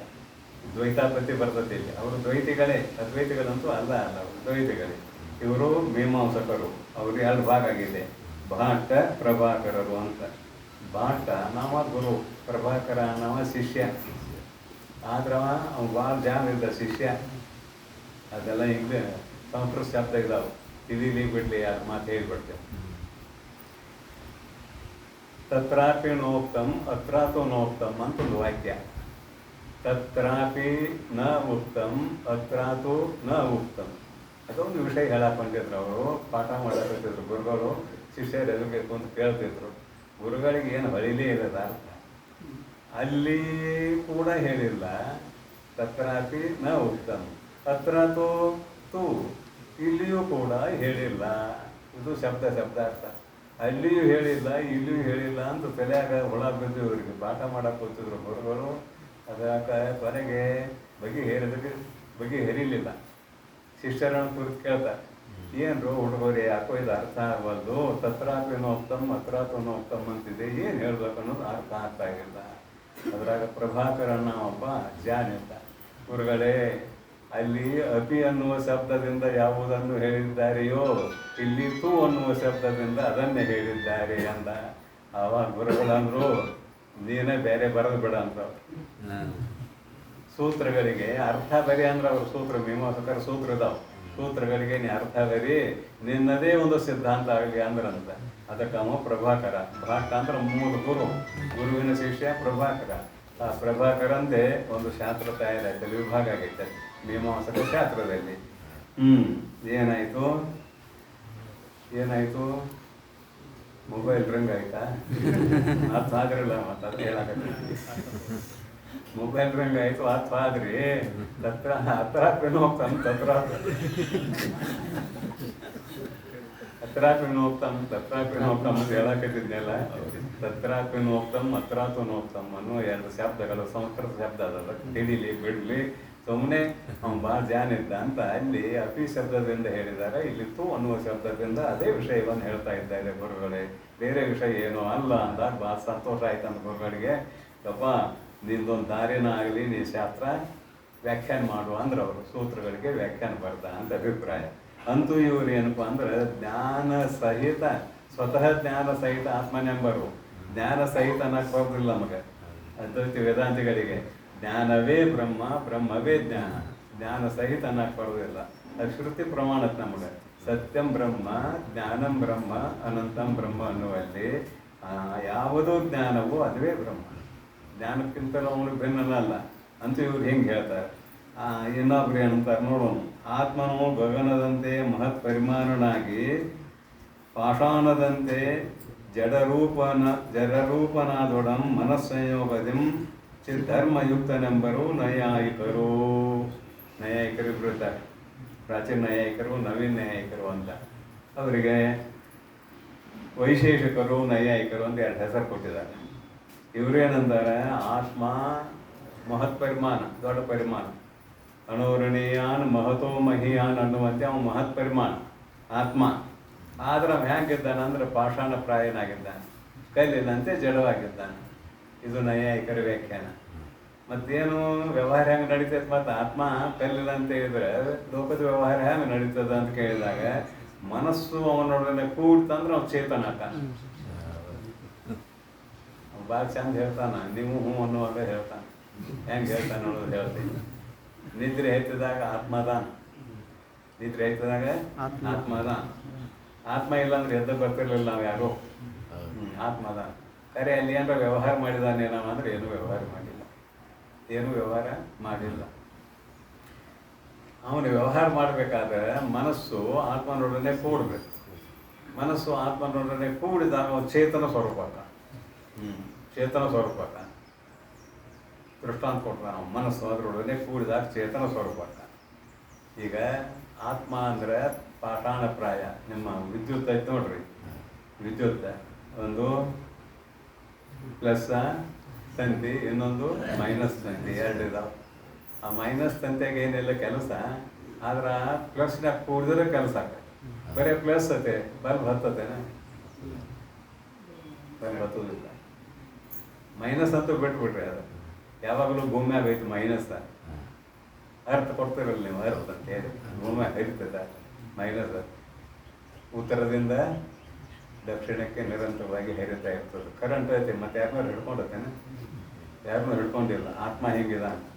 ಹೆಂಗೆ ಮೈನಸ್ ಇದ್ದಂಗೆ. ಮನಸ್ಸು ಹೆಂಗಿದೆ ಅಂದರೆ ಪ್ಲಸ್ ಇದ್ದಂಗೆ. ಆ ಮನಸ್ಸಿಗೆ ಈ ಅರ್ಥ ಕೊಡ್ಲಿ, ಅರ್ಥಕ್ಕೆ ಅಲ್ಲ, ಇದು ಪ್ಲಸ್ಗೆ ಅರ್ಥ ಕೊಡ್ಲಿ, ಅರ್ಥಕ್ಕೆ ಪ್ಲಸ್ ಕೊಡ್ಲಿ, ಅಲ್ಲೇ ಕೆಲಸ ಚಾಲು ಆಗ್ತದೆ. ಅದಕ್ಕೆ ಅವಂತಾನ ಈ ಅರ್ಥ ವ್ಯಾಪಕವಾಗಿದೆ, ಪ್ಲಸ್ ಆಕುಂಚಿತವಾಗಿದೆ. ಅಲ್ಲಿ ತಂತ್ಯಾಕಾಯಿ ತೊಗೊಂಡ್ಬಂದಿರೋದ ಅದು ಪ್ಲಸ್. ಮತ್ತು ಪ್ಲಸ್ ಅನ್ನು ವ್ಯಾಪಕವಾಗಿದ್ರೆ, ಅರ್ಥನು ವ್ಯಾಪಕವಾಗಿದ್ದರೆ ಎಲ್ಲಿ ಕೊಂಡಿರ್ತಿದ್ರು ನೀವು? ಎಲ್ಲರೂ ಬಲ್ಬ್ ಆಗಿ ಬರೋದು ಹಾಕಿದ್ದೀವಿ. ಅರ್ಥ ಆಕತ್ತಲ್ಲ. ಅವನ ಶಾಸ್ತ್ರ ಹಿಂಗೆ ಯಾರ್ದು ನೈಯಾಯಿಕಂದು. ಮನಸ್ಸು ಅನ್ನುವುದು ಆತ್ಮನೊಡನೆ ಕೂಡಿಕೊಂಡಾಗ ಆತ್ಮ ಚೇತನ ಸ್ವರೂಪನೂ ಆಗುತ್ತಾನೆ. ನಿದ್ರೆ ಎತ್ತಿದಾಗ ಸುಖದ ಅನುಭವನೂ ಇಲ್ಲ. ಅವನು ಬರಿತಾನೆ, ದುಃಖದ ಅಭಾವಿತ್ತು ಅದನ್ನು ಸುಖ ಅಂತ ತಿಳ್ಕೊಂಡ ಅಂತ ನಾವು. ನಿದ್ರೆ ಎತ್ತಿದಾಗ ದುಃಖದ ಅಭಾವಿತ್ತು, ಸುಖ ಅಂತ ತಿಳ್ಕೊಂಡಿದ್ದಾನೆ. ಅಂತೂ ಪಾಷಾಣ ಪ್ರಾಯ ಯಾರು? ಆತ್ಮ. ನಮ್ಮ ಎಷ್ಟು ದೊಡ್ಡವ ಅಂದ್ರೆ ಅಣೋರಣೀಯನ್ ಮಹತೋ ಮಹಿಯನ್ ದೊಡ್ಡವ, ಆಕಾಶಕ್ಕಿಂತಲೂ ದೊಡ್ಡವ. ಪರಂತು ಅವನು ಜಡಪ್ರಾಯ, ಕಲ್ಲಿನಂತೆ ಇದ್ದಾನೆ. ಮನಸ್ಸು ಎಲ್ಲಿ ಕೂಡ್ತದಲ್ಲ ಅಲ್ಲಿ ವ್ಯವಹಾರ ನಡೀತದೆ. ಈ ರೀತಿಯಿಂದ ನೈಯಾಯಿಕ ಆತ್ಮನು ಪಾಷಾಣ ಪ್ರಾಯನು ಅಂತ ಕರೀತಾನ. ಪಾಷಾಣದಂತೆ ಜಡರೂಪನಾದೊಡಂ ಮನಸ್ಸಂಯೋಗದಂ, ಮನಸ್ಸು ಯಾವಾಗ ಕೂಡ್ತದೆ ಆತ್ಮನೊಡನೆ ಚಿದ್ಧರ್ಮಯುಕ್ತನೆಂಬರು ನೈಯಾಯಿಕ ವೈಶೇಷಿಕರುಗಳು. ನೈಯಾಯಿಕರು ಮತ್ತು ವೈಶೇಷಿಕರು ಅಣ್ಣ ತಮ್ಮ ಅವರು. ಪ್ರಾಚೀನ ನೈಯಾಯಿಕರು, ನವೀನ ನೈಯಾಯಿಕರು ಅಂತ ಕರಿತೀವಿ ಅವರನ್ನು. ಆತ್ಮನು ಅಸಂಗ ಚನ್ಮಾತ್ರನೆಂಬರು ಸಾಂಖ್ಯ ಪತಂಜಲರುಗಳು ಇಬ್ಬರಿದ್ದಾರೆ ಸಾಂಖ್ಯ ಶಾಸ್ತ್ರದಲ್ಲಿ. ಒಬ್ಬ ಕಪಿಲ ಮಹರ್ಷಿ, ಒಬ್ಬ ಪತಂಜಲಿ ಮಹರ್ಷಿ. ಕಪಿಲ ಮಹರ್ಷಿ ದೇವರನ್ನು ಒಪ್ಪೋದಿಲ್ಲ, ಪತಂಜಲಿ ಮಹರ್ಷಿ ದೇವರನ್ನು ಒಪ್ತಾನೆ. ಕಪಿಲ ಮಹರ್ಷಿ ಕರ್ಮವೇ ಎಲ್ಲ ಕಾರಣ, ಎಲ್ಲಕ್ಕೂ ಕಾರಣ ಅಂತ. ನಾವು ಮಾಡಿದ ಕರ್ಮವೇ, ಪುಣ್ಯ ಪಾಪವೇ ನಮ್ಗೆ ಸುಖ ದುಃಖ ಕೊಡೋದು. ಪುಣ್ಯ ಮಾಡಿದರೆ ಸುಖ ಸಿಗ್ತದೆ, ಪಾಪ ಮಾಡಿದ್ರೆ ದುಃಖ ಬರ್ತದೆ. ಮತ್ತು ನಮ್ಮ ಕರ್ಮವೇ ನಮ್ಮ ಕಾರಣದಾಗ ಇನ್ನೊಬ್ಬ ಬೇಕಂತ ನಾವು. ಯಾವ? ಕಪಿಲ ಮಹರ್ಷಿ. ಇನ್ನೊಬ್ಬ ಬೇಕಾಗಿಲ್ಲ ಅಂತ ನಾವು. ಆದರೆ ಪತಂಜಲಿ ಮಹರ್ಷಿ ದೇವರನ್ನು ಹೋಗ್ತಾನೆ. ಅವರಲ್ಲಿ ವಾದ ವಿವಾದ ಜೋಡಿಸ್ಬಿಡೋಣ. ಆಯ್ತಪ್ಪ, ಕರ್ಮನ ನಿನಗೆ ಪುಣ್ಯ ರೂಪ ಕರ್ಮ ಸುಖ ಕೊಡ್ತದೆ, ಪಾಪ ರೂಪ ಕರ್ಮ ದುಃಖ ಕೊಡ್ತದೆ ಅಂತ ಇಲ್ಲ. ಈಗ ಅಂಗಡಿಗೆ ಹೋಗ್ರಿ ನೀವು, ಹೋಗ್ರಿ ಅಂದ್ರೆ ಅದು ಹೋಗ್ಬೇಡ್ರಿ, ಅದು ಸುಮ್ಮನೆ ಹೇಳತ್ತೀನಿ. ಅಂಗಡಿಗೆ ಹೋಗ್ರಿ, ರೊಕ್ಕ ತೊಗೊಂಡು ಹೋಗ್ರಿ, ನಿಮಗೇನು ಸಾಮಾನು ಬೇಕನ್ನೋದು ಅಲ್ಲಿ ರೊಕ್ಕ ಇಟ್ಟ ರೊಕ್ಕ ಕಟ್ಟ ಹೇಳ್ರಿ ಅವ್ನು ಹೇಳ್ಬೇಡ್ರಿ ಹಂಗೆ ಅವ್ನು. ಆ ರೊಕ್ಕನ ಕಾರಣ ವಸ್ತು ತಗೊಳಕ ಅಲ್ಲ ಅಂತ ಅಲ್ಲ, ಪರಂತು ಏನು ಕೊಡ್ಬೇಕು ಅನ್ನೋದು ಆ ರೊಕ್ಕಕ್ಕೆ ಗೊತ್ತದೇನ, ಏನು ತರಬೇಕು ಅನ್ನೋದು ಗೊತ್ತದೇನ. ಅಲ್ಲಿ ಹೋಗಿ ಇಟ್ರಿ ಅವ್ನು ಕೇಳ್ತಾನೆ ಏನು ಬೇಕಂತ ಕೇಳ್ತಾನೆ. ನೀವು ರೊಕ್ಕ ಕೊಡ್ತೀಲ್ಲೋ ಅಂತ ನೀವು ಕೊಡ್ತೇವೆ, ಮತ್ತು ರೊಕ್ಕ ಇಟ್ಟಿದ್ರೆ ಕೊಡಂತ. ಅದು ರೊಕ್ಕ ಇಟ್ಟಿದ್ರೆ ಕೊಡೋದು ಏನು ಕೊಡ್ಬೇಕಂತ ಅವ ಅಂತ. ನೀವು ಬೇಡಿದಾಗ ಕೊಡಬೇಕಲ್ಲ. ಅಂದ್ರೆ ನನ್ನ ರೊಕ್ಕವೇ ನೀನು ತರುವ ವಸ್ತುಗಳಿಗೆ ಕಾರಣ ಆಗಿದ್ದರೂ ಕೂಡ ಅವುಗಳನ್ನು ಇಟ್ಟುಕೊಂಡು ನನಗೆ ಬೇಕಾಗಿರುವ ವಸ್ತುಗಳನ್ನು ಕೊಡುವುದಕ್ಕೆ ಒಬ್ಬ ಚೇತನ ವ್ಯಕ್ತಿ ಇರಬೇಕಲ್ಲ. ಚೇತನ ವ್ಯಕ್ತಿ ಇಲ್ಲದೆ ಹೋದ್ರೆ ಹೇಗೆ ವ್ಯವಹಾರ ನಡೀತದೆ? ಇದು ದೃಷ್ಟಾಂತ, ದಾರ್ಷ್ಟಾಂತ. ಕರ್ಮ ಹೆಂಗಿದೆ ಅಂದ್ರೆ ಹಣ ಇದ್ದಂಗಿದೆ. ಕರ್ಮ ಪುಣ್ಯ ಪಾಪ ಕರ್ಮ ಹಣ ಇದ್ದಂಗಿದೆ. ಅದನ್ನ ಇಟ್ಟುಕೊಂಡು ದೇವರು ಫಲ ಕೊಡ್ತಾನೆ ನಮಗೆ. ಕರ್ಮನ ಫಲ ಕೊಡೋದಿಲ್ಲ. ಫಲಮದ ಉಪಪತ್ತೇ ಅಂತ ಒಂದು ಬ್ರಹ್ಮಸೂತ್ರದಲ್ಲಿ ಇದ್ರ ಭಾಳ ಚಂದ ಚಿಂತನೆ ಮಾಡ್ಯಾರ. ಆದುದರಿಂದ ಪತಂಜಲಿ ಮಹರ್ಷಿ ಏನಂತಾನೆ, ದೇವರೊಬ್ಬ ಬೇಕು. ನಾವು ಮಾಡಿದ ಪುಣ್ಯ ಪಾಪ ಕರ್ಮಗಳೇ ನಮ್ಮ ಸುಖ ದುಃಖಕ್ಕೆ ಕಾರಣ ಆದಾಗ್ಯಾದರೂ ಕೂಡ ಆ ಪುಣ್ಯ ಪಾಪ ಕರ್ಮಗಳನ್ನು ಆಧಾರವಾಗಿಟ್ಟುಕೊಂಡು ಪ್ರತಿಯೊಬ್ಬರಿಗೂ ಸುಖ ರೂಪ ದುಃಖ ರೂಪ ಫಲಗಳನ್ನು ಕೊಡುವುದಕ್ಕೆ ಒಬ್ಬ ಪರಮಾತ್ಮನು ಬೇಕು. ಪರಮಾತ್ಮ ಯಾಕಬೇಕಂದ್ರೆ ಎಲ್ಲರ ಸುಖ ದುಃಖಗಳನ್ನು ತಿಳಿಬೇಕವ, ಅದಕ್ಕೆ ಪರಮಾತ್ಮ ಬೇಕು ಅಂತ ಇವ ಪತಂಜಲಿ ಮಹರ್ಷಿ ಅಂತಾನೆ. ಇವರಿಬ್ರು ಸಾಂಖ್ಯ ಪತಂಜಲರುಗಳು ಆತ್ಮನು ಜ್ಞಪ್ತಿ ಸತ್ತ ಮಾತ್ರ ಅವನು ಅವರು ಸ್ವರೂಪ ಒಪ್ತಾರೆ. ಇವರು ಆತ್ಮ ಅವರ ಸ್ವರೂಪ ಜ್ಞಪ್ತಿ ಸತ್ತ ಮಾತ್ರ ಇರುವವನು ಮಾತ್ರ ಶುದ್ಧ ದ್ವಿತೀಯ ನಂಬರು. ಅವ ಆತ್ಮ ಒಬ್ಬ ದ್ವಿತೀಯನು ಅಂತ ಕರೀತಾರೆ, ಒಪ್ತಾರೆ. ಆತ್ಮ ಒಬ್ಬ ಅಂತಾರೆ. ಅದು ಜೀವಾತ್ಮರುಗಳು ಬೇರೆ ಬೇರೆ ಅಂತಾರೆ. ಆತ್ಮ ಒಬ್ಬ ಜೀವಾತ್ಮರುಗಳು ಬೇರೆ ಬೇರೆ, ಇವರೆಲ್ಲರೂ ಚೇತನ ಸ್ವರೂಪರೇ ಅಂತಾರೆ. ವೇದಾಂತಿಗಳು ಏನಂತೇವೆ? ಆತ್ಮ ಒಬ್ಬನೇ ಸತ್ತ, ಇನ್ನುಳಿದ ಜೀವಾತ್ಮಗಳು ಚಿದಾಭಾಸ ಯಥಾರ್ಥವಾದ ಆತ್ಮ ಸ್ವರೂಪರಲ್ಲ ಅಂತ ವೇದಾಂತಿಗಳಂತೇವೆ. ಈ ರೀತಿಯಾಗಿ ಸಾಂಖ್ಯರಿಗೂ ನಮಗೂ ಬಹಳ ಸಾಮೀಪ್ಯ ಇದೆ. ಸಾಂಖ್ಯನನ್ನು ಸೋಲಿಸಿದರೆ ಎಲ್ಲ ಮತವಾದಿಗಳನ್ನು ಸೋಲಿಸಿದಂತೆ ಅಂತ ಒಂದು ಮಾತಿದೆ. ಪ್ರಧಾನ ಮಲ್ಲ ನಿಬರ್ಹಣ ನ್ಯಾಯ ಅಂತ ಬರೀತಾರೆ. ಅದಕ್ಕೆ ಪ್ರಧಾನ ಮಲ್ಲ ನಿಬರ್ಹಣ ನ್ಯಾಯ. ಮೊದಲೆಲ್ಲ ಬಯಲುಗಣ ಕುಸ್ತಿ ಆಗ್ತಿದ್ವು ಎಂದು ತೋರಿಸ್ತಾರೆ. ನೀವು ಮೊಬೈಲ್ದಾಗ ಟಿವಿಯಾಗ ತೋರಿಸ್ತಾರೆ. ಬಯಲುಗಣ ಕುಸ್ತಿ ಆಗ್ತಿತ್ತು. ಅದು ಬಯಲುಗಣ ಅಂತ ಕರೀತಾರೆ. ಟಿಕೆಟ್ ಇರ್ತಿರ್ಲಿಲ್ಲ. ಅದಕ್ಕೆ ಅಲ್ಲೇ ಹೋಗಿ ಕುದುರೆಗಳನ್ನ ಅಲ್ಲೇ ಹುಡ್ಕೊಂಡು ಕುಸ್ತಿ ಹಿಡಿದು, ಕುದುರೆಗಳನ್ನ ಹಿಡ್ಕೊಂಡು ಅಲ್ಲೇ ಕುಸ್ತಿ ಹಿಡಿದು. ಕೊನೆಗೆ ಒಬ್ಬ ದೊಡ್ಡ ಪೈಲ್ವಾನ್ ಇರ್ತಾನೆ, ಅವ್ನು ಹೋಗಿ ನಿಶಾನೆ ಹಿಡ್ಕೊಂಡು ಕೊಂಡಿರ್ತಾನೆ. ನಾನು ಕೂಡ ಯಾವ ಕುಸ್ತಿ ಹಿಡೀರಿ ಅಂತ ಅವನ ಅಭಿಪ್ರಾಯ. ಅವ್ನು ನಿಶಾನೆ ಹಿಡ್ಕೊಂಡಾಗ ಯಾವಾರ ಎದ್ದ ಅವ್ನು ಕೂಡ ಕುಸ್ತಿ ಆಡ್ತಾನ. ಅವನು ಹೇಳ್ದೆ ಇದ್ರೆ ಕುಸ್ತಿ ಆಡೋದಿಲ್ಲ. ಒಬ್ಬ ನಿಶಾನೆ ಹಿಡ್ಕೊಂಡು ಕುಂತಿದ್ದ. ಸುಮ್ಮನೆ ನಿಮಗೆ ತಿಳಿದ ಅಂತ ಹೇಳಕತ್ತಿ. ನಿಶಾನೆ ಹಿಡ್ಕೊಂಡು ಕುಂತಿದ್ದ. ಅವಾಗ ಸೊಪ್ಪು ಬಂದಿತ್ತು. ಹೊಸ ಪೈಲ್ವಾನ್ ಬಂದಿದ್ದ. ಹೊಸ ಪೈಲ್ವಾನ್ ಅವ್ನು ನೋಡೇ ಇರಲಿಲ್ಲ. ಅವ್ನು ಮೊದಲು ಯಾವಾಗ ಎಲ್ಲೋ ಯಾವ ಕನ್ನದಾಗ ನೋಡಲಿಲ್ಲ. ಅವ್ನು ಬಂದಿದ್ದ. ನೀವು ನಿಶಾನೆ ಹಿಡ್ಕೊಂಡು ಕುಂತಲ್ಲ, ಯಾರು ಲೋಕಗಳಿಲ್ಲ. ಹೊಸ ಪೈಲ್ವಾನ್ ಬಂದು ಎದ್ದ. ನಾವು ಕುಸ್ತಿ ಹಿಡಿತಾನೆ ಕೈ ಕೊಟ್ಟ ಕುಸ್ತಿ ಆಯಿತು. ಈ ನಿಶಾನೆ ಹಿಡ್ಕೊಂಡವನು ಹೋಗದ. ನಿಶಾನೆ ಹಿಡ್ಕೊಂಡವನ ಹೊಸ ಪೈಲ್ವಾನ್ ಹೋಗದ. ಇವನು ಒಬ್ಬನ ಹೋಗಿದ್ರೆ ಎಲ್ಲರನ್ನೂ ಹೋಗನಾಗ ಆಯ್ತಿಲ್ಲ. ಹಾಗೆ ಇಲ್ಲಿ ಶಾಸ್ತ್ರಾದಿಗಳು ಭಾಳ ಇದ್ದಾವೆ. ಭಾಳ ಶಾಸ್ತ್ರಕಾರರು ಇದ್ದಾರೆ. ಅದ್ರಾಗ ಪ್ರಧಾನ ಯಾರು ಅಂದ್ರೆ ಸಾಂಖ್ಯ. ಅವನು ಸೋಲಿಸಿದ್ರೆ ಇನ್ನು ಉಳಿದವ್ರೆಲ್ಲರನ್ನೂ ಸೋಲಿಸ್ದಂಗೆ. ಶಾಸ್ತ್ರದ ವಾದ ವಿವಾದದಲ್ಲಿ ಇದು ಸೋಲಿಸಿದ್ರೆ ಅವನು ಹ್ಯಾಂಗೆ ಸೋಲಿಸ್ತೇವೆ ನಾವು ಅಂತ ಕೇಳಿದರೆ, ಪ್ರತಿಯೊಬ್ಬ ಶಾಸ್ತ್ರ ವಿಸ್ತಾರ ಆಕೈತೆ ಮುಂದೆ. ಪ್ರತಿಯೊಬ್ಬ ಆತ್ಮ ನಿತ್ಯ ಅಂತೀನೇನು, ಜೀವಾತ್ಮ. ಪರಮಾತ್ಮನೂ ನಿತ್ಯ ಅಂತೀವಿ. ಪರಮಾತ್ಮ ಒಬ್ಬ, ಜೀವಾತ್ಮರುಗಳು ಅನೇಕ ಅಂತೀವಿ. ಮತ್ತು ಅವರು ವ್ಯಾಪಕರು ಅಂತ ನಾವು ವ್ಯಾಪಕರು. ಎಲ್ಲ ಜೀವಾತ್ಮರುಗಳು ಒಂದು ಶರೀರದಲ್ಲಿ ಇದ್ದಾರೆ ಅಂತ ಒಪ್ಪಿಕೋತಾನೆ. ಮತ್ತು ಎಲ್ಲ ಆತ್ಮರುಗಳು ಇಲ್ಲಿ ಎಷ್ಟು ಮಂದಿ ಇದೇವಲ್ಲ, ಎಷ್ಟು ಮಂದಿ ಆತ್ಮಗಳು ಒಬ್ಬನ ಶರೀರದಲ್ಲಿದ್ದರೆ ಒಬ್ಬರು ಸುಖ ಆಗ್ತದೆ, ಒಬ್ಬನಿಗೆ ದುಃಖ ಆಗ್ತದೆ. ಆಗಬಾರ್ದು. ಒಬ್ಬನಿಗೆ ಸುಖ ಆಗಿ ಎಲ್ಲರಿಗೂ ಸುಖ ಆಗಬೇಕು, ಒಬ್ಬನಿಗೆ ದುಃಖ ಆಗಿ ಎಲ್ಲರಿಗೂ ದುಃಖ ಆಗಬೇಕು. ಇದು ನಾವು ಹೇಳೋದು ಅವ್ನು ಅದ್ವೈತಿಕರು. ಅದನ್ನು ನಾವು ಒಪ್ಪೋದಿಲ್ಲ. ಮುಂದೆ ಅವರು ವಾದ ವಿವಾದ ಬೇಕಾದ್ರೆ ಬರ್ತದೆ.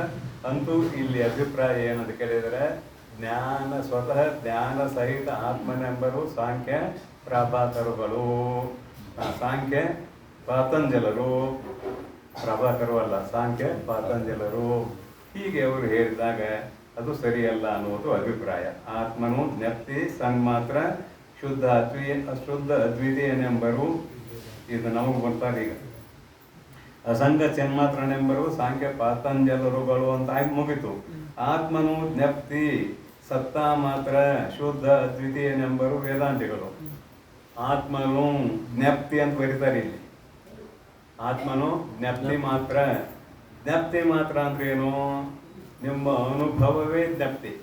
ನಿಮ್ಗೆ ತಿಳಿಯುವಂಗೆ ಜೋಡಿಸ್ತೇನೆ. ಅದನ್ನು ಊಟ ಮಾಡ್ತೀರಿ, ರುಚಿಯ ಅನುಭವ ಬಂದಿದೆ, ಅದು ಹೆಂಗೈತಿ ಅಂತ ಕೇಳಿದ್ರೆ ಸುಲಭ ಆಗೈತಿ ಹೇಳ್ತಾರೆ. ಅಡಿಗೆ ಹೆಂಗಾಗೈತಿ ರೀ? ಸುಲಭ ಆಗೈತಿ. ಅನುಭವ ಬಂದದ ಸುಲಭ ಆಗೈತೆ ಅಂತ ಅನ್ಬೋದು. ಸುಲಭ ಆಗೈತೆ ಅಂದ್ರೆ ಹೆಂಗಾಗೈತಿ?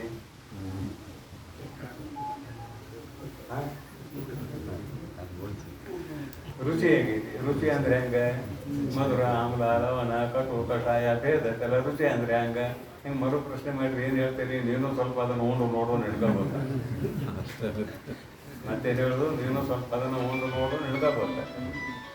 ಅನುಭವ ಹೇಳಕ್ ಬರೋದಿಲ್ಲಲ್ಲ, ಹೇಳಕ್ ಬರ್ತದೆ ಇಷ್ಟೇ. ಜ್ಞಪ್ತಿ ಅಂದ್ರೆ ಕೇವಲ ತನ್ನ ಇರುವಿಕೆ ಅನುಭವ ತನಗೆ, ಮತ್ತೇನು ಅಲ್ಲ. ಅದನ್ನು ಬರ್ತಾರೆ ಇಲ್ಲಿ ಏನಂತಾರೆ ನೋಡು. ಜ್ಞಪ್ತಿ ಸತ್ತ ಮಾತ್ರ, ಕೇವಲ ಅರಿವಿನ ಗಟ್ಟಿ, ತನ್ನ ಇರುವಿಕೆ ತನಗೆ ಗೊತ್ತು, ಸತ್ತ ಮಾತ್ರ. ಶುದ್ಧ ಅದ್ವಿತೀಯನೆಂಬರು, ಕೇವಲ ಅದ್ವಿತೀಯ, ಅದೇನು ಅಂತ ಮತ್ತೊಂದಿಲ್ಲ. ಶುದ್ಧ ಅದ್ವಿತೀಯನೆಂಬರು ವೇದಾಂತಿಗಳು. ಆತ್ಮನು ನಿತ್ಯ, ಮತ್ತೆ ಅಲ್ಲ. ಇನ್ನು ಮುಂದೇನು ಹೇಳ್ತಾರೆ ನೋಡೋಣ, ಬೇರೆ ಹೇಳೋರು. ಆತ್ಮನು ನಿತ್ಯ ವ್ಯಾಪಕ ಚೈತನ್ಯ ರೂಪನೆಂಬರು ಪಾಶುಪತ ಕಾಪಾಲಿಕ ಮಹಾವ್ರತರುಗಳು. ಆತ್ಮನು ನಿತ್ಯ ವ್ಯಾಪಕ ಚೈತನ್ಯ ಸ್ವರೂಪನೆಂಬರು ಪಾಶುಪತ ಕಾಪಾಲಿಕ ಮಹಾವ್ರತರುಗಳು. ಅವರು ವ್ಯಾಪಕ ಅಂತ ಹೋಗ್ತಾರೆ, ನಿತ್ಯ ಅಂತ ಹೋಗ್ತಾರೆ. ಇವರು ಕಾಪಾಲಿಕರು, ಕೇವಲ ಜ್ಞಪ್ತಿ ಅಂತ ಒಪ್ಪೋದು ಅದ್ವೈತ ವೇದಾಂತಿಗಳು. ಆತ್ಮನು ನಿತ್ಯ ವ್ಯಾಪಕ ಜ್ಞಾನ ಕ್ರಿಯಾ ಸ್ವರೂಪನೆಂಬರು. ಇವರು ಮಾಂತ್ರ ಸಂಹಿತ ಸಿದ್ಧಾಂತಿಗಳು ಅಂತ ಬರೀತಾರೆ. ಅಲ್ಲಿ ಅವನಲ್ಲಿ ಏನಿದೆ ಅಂತ ಕೇಳಿದ್ರೆ ಬರೀತಾರೋ, ಜ್ಞಾನ ಕ್ರಿಯಾ ಸ್ವರೂಪನೆಂಬರು. ಜ್ಞಾನ ಐತಿ, ಕ್ರಿಯಾ ಮಾಡ್ತಾನೋ, ಜ್ಞಾನ ಕ್ರಿಯಾ ಸ್ವರೂಪನೆಂಬರು. ಅವನಲ್ಲಿ ಜ್ಞಾನ ಕ್ರಿಯೆ ಐತೆ ಅಂದ್ರೆ ಅವನು ಸಾವಯವ ಆಗ್ತಾನೆ. ನಾವು ಸಗುಣ ಬ್ರಹ್ಮ ಅಂತ ಏನು ಕರಿತೇವೆ ನೋಡ್ರಿ. ಈ ಜಗತ್ತನ್ನು ಸೃಷ್ಟಿ ಮಾಡಿದವರು ಯಾರು? ಸಗುಣ ಬ್ರಹ್ಮ. ಈ ಸಗುಣ ಬ್ರಹ್ಮವೇ ಆತ್ಮನೆಂಬರು ಸಿದ್ಧಾಂತಿಗಳು. ನಿರ್ಗುಣ ಬ್ರಹ್ಮ ಒಪ್ಪುವುದಿಲ್ಲ ಅವರು. ಸರ್ಗುಣ ಬ್ರಹ್ಮವೇ ಆತ್ಮನೆಂಬರು ಸಿದ್ಧಾಂತಿಗಳು. ಸಿದ್ಧಾಂತಿಗಳು ಎಂದು ಪೃಥಕ್ಕರಿಸಲ್ಪೇಳ್ಕುಂ. ಈ ರೀತಿಯಾಗಿ ಆತ್ಮ ವಿಷಯಕವಾಗಿ ಚಿಂತನೆ ಬೇರೆ ಬೇರೆ ಇದೆಯಪ್ಪ. ಆರಂಭದಲ್ಲಿ ಅದು ಮಾತು ಹೇಳಿದ್ನಲ್ಲ, ನಿಮ್ಮ ಆತ್ಮ ಪ್ರಸಿದ್ಧ ಅಪ್ರಸಿದ್ಧ ಅಂತ ಕೇಳಿದ್ದಕ್ಕೆ, ಒಬ್ಬ ಆತ್ಮನನ್ನೇ ಭಿನ್ನ ಭಿನ್ನ ಮತವಾದಿಗಳು ಭಿನ್ನ ಭಿನ್ನ ರೂಪದಿಂದ ಒಪ್ಪಿಕೊಂಡಿದ್ದಾರೆ. ಅವರೆಲ್ಲರ ಅಭಿಪ್ರಾಯಗಳನ್ನು ತಿರಸ್ಕರಿಸಿ ಆತ್ಮನ ಕೇವಲ ಅಖಂಡ ಚೈತನ್ಯ ಅದ್ವಿತೀಯ ಸ್ವರೂಪನು ಎಂಬುದನ್ನು ತಿಳಿಸಿಕೊಡುವುದಕ್ಕಾಗಿ ಬ್ರಹ್ಮ ಜಿಜ್ಞಾಸೆಯನ್ನು ಆರಂಭ ಮಾಡಿದ್ದೇವೆ ಅಂತಿದ್ರ ಉತ್ತರ. ಈಗ ಮುಂದೆ ನೋಡ್ರಿ, ಮೋಕ್ಷ ಪ್ರತಿಪಾದನೆ. ಮೋಕ್ಷ ಅಂದ್ರೆ ಏನು ಅಂದ್ರೆ ಬಿಡುಗಡೆ. ಬಿಡುಗಡೆ ಅಂದ್ರೆ ಏನು? ಸಂಸಾರದಿಂದ ಬಿಡುಗಡೆ, ಜೈಲಿನಿಂದ ಬಿಡುಗಡೆ. ಸಂಸಾರವೆಂಬುವ ಜೈಲಿನಿಂದ ಬಿಡುಗಡೆ ಹೊಂದುವುದೇ ಮೋಕ್ಷ ಅಂತಿದ್ರ ಅಭಿಪ್ರಾಯ. ನೋಡ್ರಿ, ಮೋಕ್ಷದ ವಿಷಯದಲ್ಲಿ ಯಾರ್ಯಾರೇನು ಹೇಳ್ತಾರೆ ಅನ್ನೋದನ್ನು ಬರೀತಾರೆ. ಮತ್ತಮ್ಮ ಆ ಸಕಲ ವಾದಿಗಳಿಂದ ಪ್ರತಿಪಾದಿಸಲ್ಪಟ್ಟ ಮೋಕ್ಷಂ ಎಂತೆನೆ. ಆ ಮೇಲೆ ಹೇಳಿದ ಎಲ್ಲ ಮತವಾದಿಗಳು ಮೋಕ್ಷ ಅಂದ್ರೆ ಏನಂತ ಹೇಳ್ತಾರೋ, ಏನಂತ ಉತ್ಕೊಂಡಿದ್ದಾರು ಅಂತ ಕೇಳಿದರೆ, ಮರಣವೇ ಮೋಕ್ಷಂ ಎಂಬರು ಚಾರ್ವಾಕರು. ಮೊದಲ ಹೇಳಿ ಒಂದು ಮಾತ, ಸಾಯುವುದೇ ಮೋಕ್ಷ. ಮರಣ ಆಯ್ತಂದ್ರೆ ಮುಕ್ತನಾಗಿಬಿಡ್ತಾನ, ನಾವು ತಿರುಗಿ ಬರೋದಿಲ್ಲ. ಅಲೌಕಿಕ ಆಕಾಶ ಮಧ್ಯದಳು ಉತ್ತರೋತ್ತರ ಗಮನಾಗಮನವೇ ಮೋಕ್ಷಮೆಂಬರು, ಗಮನವೇ ಮೋಕ್ಷಮೆಂಬರು ಜೈನರು. ಜೈನರು ಏನು ಹೇಳ್ತಾರೆ ಅಂದ್ರೆ, ಈ ಶರೀರ ಬಿಟ್ಟು ಆತ್ಮ ಹೋಗ್ತಾನೋ, ಹಂಗ ಮ್ಯಾಲ್ಕ ಹೋಗ್ತಾ ಇರ್ತಾನಂತ. ಹಂಗ ಮ್ಯಾಲ್ಕ ಹೋಗ್ತಾ ಇರುವುದೇ ಮೋಕ್ಷ ಅಂತ ಬರ್ತಾರೆ ನೋಡ್ರಿ. ಗಮನವೇ ಮೋಕ್ಷಮೆಂಬರು, ಹೋಗುವುದೇ ಮ್ಯಾಲ್ಕ ಹೋಗುದ ಎಷ್ಟು ದೂರ ಹೋಗ್ತಾರೆ, ಅದು ಎಷ್ಟು ದೂರ ಹೋಗಾರೋ ಗೊತ್ತಿಲ್ಲ, ಮ್ಯಾಲ್ಕ ಹೋಗುದ ಮೋಕ್ಷಮೆಂಬರು ಜೈನರು. ಸುಖ ದುಃಖಾದಿಗಳ ಸೋಂಕಿಲ್ಲದ ಶುದ್ಧ ಬುದ್ಧಿ ಸಂಸಕ್ತಿಯ ಮೋಕ್ಷಮೆಂಬರು ಬೌದ್ಧರು. ಇಲ್ಲಿ ಶುದ್ಧ ಬುದ್ಧಿಯೇ ಮೋಕ್ಷ ಬರೀತಾರೆ ನೋಡವರು. ಏನಂತಾರೆ? ಸುಖ ದುಃಖಾದಿಗಳ ಸೋಂಕಿಲ್ಲದ, ಇಲ್ಲಿ ಸುಖಾನೂ ಇಲ್ಲ, ದುಃಖ ಇಲ್ಲ. ಶುದ್ಧ ಬುದ್ಧಿ ಸಂಸಕ್ತಿಯೇ, ಶುದ್ಧ ಬುದ್ಧಿಯಲ್ಲಿಯೇ ಉಳಿದುಕೊಳ್ಳುವುದು ಮೋಕ್ಷ ಅಂತ ಇವರು ಕರೀತಾರೆ.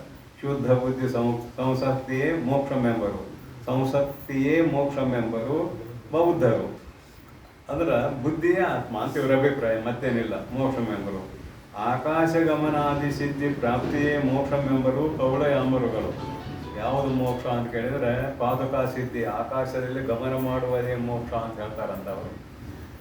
ಸಿದ್ಧಿ ಪ್ರಾಪ್ತಿ ಆಗ್ತದೆ, ಅದು ಅನುಷ್ಠಾನ ಮಾಡೋದ್ರಿಂದ ಅದುವೇ ಮೋಕ್ಷ ಅಂತ ಹೇಳವರು ಕೌಲ ಯಾಮರುಗಳು. ಆನಂದ ಪ್ರಾಪ್ತಿಯೇ ಮೋಕ್ಷಮೆಂಬರು ಶಾಕ್ತೇಯರು. ಕೇವಲ ಆನಂದದ ಪ್ರಾಪ್ತಿ ಅದುವೇ ಮೋಕ್ಷ ಅಂತ ಹೇಳ್ತಾರೆ ಅವರು ಶಾಸ್ತ್ರೀಯರು. ಪ್ರಾಪ್ತಿ ಇಲ್ಲೊಂದಿಟ್ಟು ವ್ಯತ್ಯಾಸ ಇದೆ. ನಾವು ಅಂತೇವೆ ಅತ್ಯಂತ ದುಃಖ ನಿವೃತ್ತಿ ಪರಮಾನಂದ ಪ್ರಾಪ್ತಿ ಅಂತ ಹೇಳ್ತೇವೆ. ಶಾಸ್ತ್ರದ ಮಾತು ತಿಳಿತಾವಿಲ್ಲ ನೋಡ್ರಿ. ಏನೋ ನಾವು ಪ್ರಾಪ್ತಿ ಅಂತ ಕರಿತೇವೆ, ಅವರು ಪ್ರಾಪ್ತಿ ಅಂತ ಕರೀತಾರೆ. ಅತ್ಯಂತ ದುಃಖ ನಿವೃತ್ತಿ ಯಾರು ಅದು ಬೋನ ಕೆಲಸ ಆತ್ಮ ಇಟ್ಕೊಳ್ರಿ.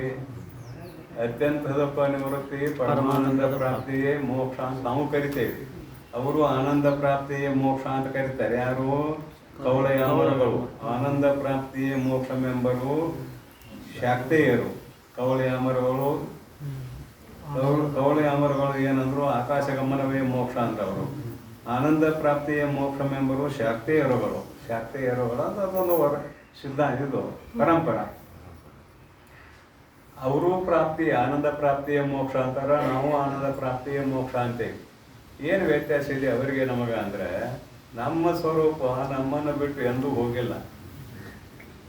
ನಮ್ಮನ್ನು ಈ ಪೂರ್ವದಲ್ಲಿ ಹೇಗೆ ತಮ್ಮನ್ನು ಬಿಟ್ಟು ಎಂದೂ ಹೋಗಿಲ್ಲ. ಆದರೂ ಕೂಡ ಪ್ರಾಪ್ತಿಯೇ ಅತ್ಯಂತ ದುಃಖ ನಿವೃತ್ತಿ ಪರಮಾನಂದ ಪ್ರಾಪ್ತಿಯೇ ಮೋಕ್ಷ ಅಂತ ನಾವು ಹೇಳ್ತೇವೆ. ಅವರು ಕೇವಲ ಆನಂದ ಪ್ರಾಪ್ತಿಯೇ ಮೋಕ್ಷ ಅಂತ ಅವ್ರು ಹೇಳ್ತಾರೆ. ಅವರು ಅಪ್ರಾಪ್ಯ ಪ್ರಾಪ್ತಿ ಹೋಗ್ತಾರೆ. ಅವರು ಅಪ್ರಾಪ್ಯ ಪ್ರಾಪ್ತಿ ಮೊದಲು ಪ್ರಾಪ್ತ ಆಗಿರಲಿಲ್ಲ, ಈಗ ಪ್ರಾಪ್ತ ಆಗಿದೆ ಅಂತ ಅವ್ರು ಹೋಗ್ತಾರೆ. ನಾವೇನು ಹೇಳ್ತೀವಿ, ಇದು ತಿಳಿಸುವ ಮಾತು. ಅತ್ಯಂತ ದುಃಖ ನಿವೃತ್ತಿ ಪರಮಾನಂದ ಪ್ರಾಪ್ತಿ ಅನ್ನೋದು ತಿಳಿಸುವ ಮಾತು. ನಾವು ಪ್ರಾಪ್ಯ ಪ್ರಾಪ್ತಿ ಅಂತ ಕರಿತೇವೆ, ಅಪ್ರಾಪ್ಯ ಪ್ರಾಪ್ತಿ ಅಂತ ಕರೀದಿಲ್ಲ. ನಿನ್ನ ಸ್ವರೂಪ ನನಗೆ ಮೊದಲ ಪ್ರಾಪ್ತ ಆಗಿತ್ತು, ಇಲ್ಲೋ ಪ್ರಾಪ್ತ ಆಗಿತ್ತು. ಪ್ರಾಪ್ತ ಇಲ್ಲದಂಗಾಗಿತ್ತು, ಈಗ ಪ್ರಾಪ್ತ ಆದಂಗಾಯಿತು.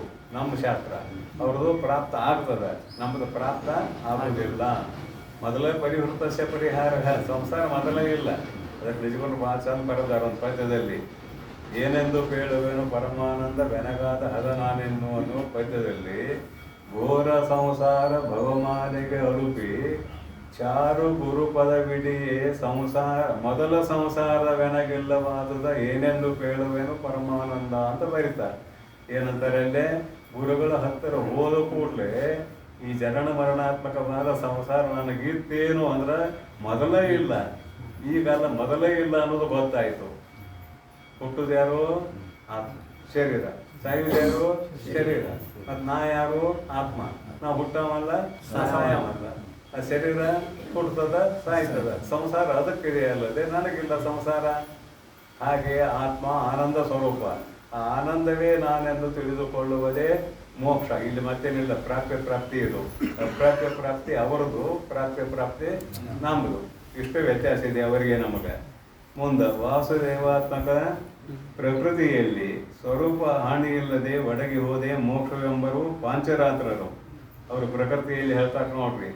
ಇವರು ಮೋಕ್ಷ ಯಾವುದಂದ್ರೆ ವಾಸುದೇವಾತ್ಮಕ, ವಾಸುದೇವ ಹೆಸರಿನ ಪ್ರಕೃತಿಯಲ್ಲಿ ಸ್ವರೂಪ ಹಾನಿ ಇಲ್ಲದೆ ಅಡಗಿ ಹೋದೆ ಮೋಕ್ಷವೆಂಬರು. ಇವರು ವಾಸುದೇವನನ್ನು ಹೋಗ್ತಾರೆ, ಸ್ವರೂಪ ಹಾನಿ ಇಲ್ಲದೆ ಅಲ್ಲಿ ಇರುವುದೇ ಮೋಕ್ಷ ಅಂತ. ಇಲ್ಲಿ ದ್ವೈತಾಪತ್ತಿ ಬರ್ತದೆ. ದ್ವೈತಾಪತ್ತಿ ಏನು ಬರ್ತದೆ ಅನ್ನೋದು ಮೊನ್ನೆ ಹೇಳಿದ್ದೇನೆ. ಚಾಂದೋಗ್ಯೋಪನಿಷತ್ತಿನ ಉದಾಹರಣೆ ಕೊಟ್ಟು, ತತ್ವಜ್ಞಾನಿಯಾದ ಆತ್ಮನು ಎಲ್ಲಿ ಇರುತ್ತಾನೆ ಅಂತ ನಾರದ ಮಹರ್ಷಿ ಸನತ್ ಕುಮಾರ ಮಹರ್ಷಿಗಳನ್ನು ಕೇಳಿದಾಗ ತನ್ನ ಸ್ವರೂಪದಲ್ಲಿಯೇ ಇರುತ್ತಾನೆ ಅಂತ ಮೊದಲು ಹೇಳಿದರು. ಶ್ವೇ ಮಹಿಮ್ನಿ ಅಂದರು. ಆಮೇಲೆ ಹೆಸರಾಯ್ತು ಅವರಿಗೆ. ವಾನ ಅಥವಾ ಹಾಗೆ ಹೇಳಕ್ಕೆ ಬರುವುದಿಲ್ಲ ಅಂದರು. ಏನಂದ್ರು? ತನ್ನ ಮಹಿಮೆಯಲ್ಲಿಯೇ ತಾನು ಇರುತ್ತಾನೆ ಅಂದ್ರೆ ಮೊದಲು ತನ್ನ ಸ್ವರೂಪದಲ್ಲಿಯೇ ತಾನು ಇರುತ್ತಾನೆ ಅಂತ ಅದರ ಅರ್ಥ.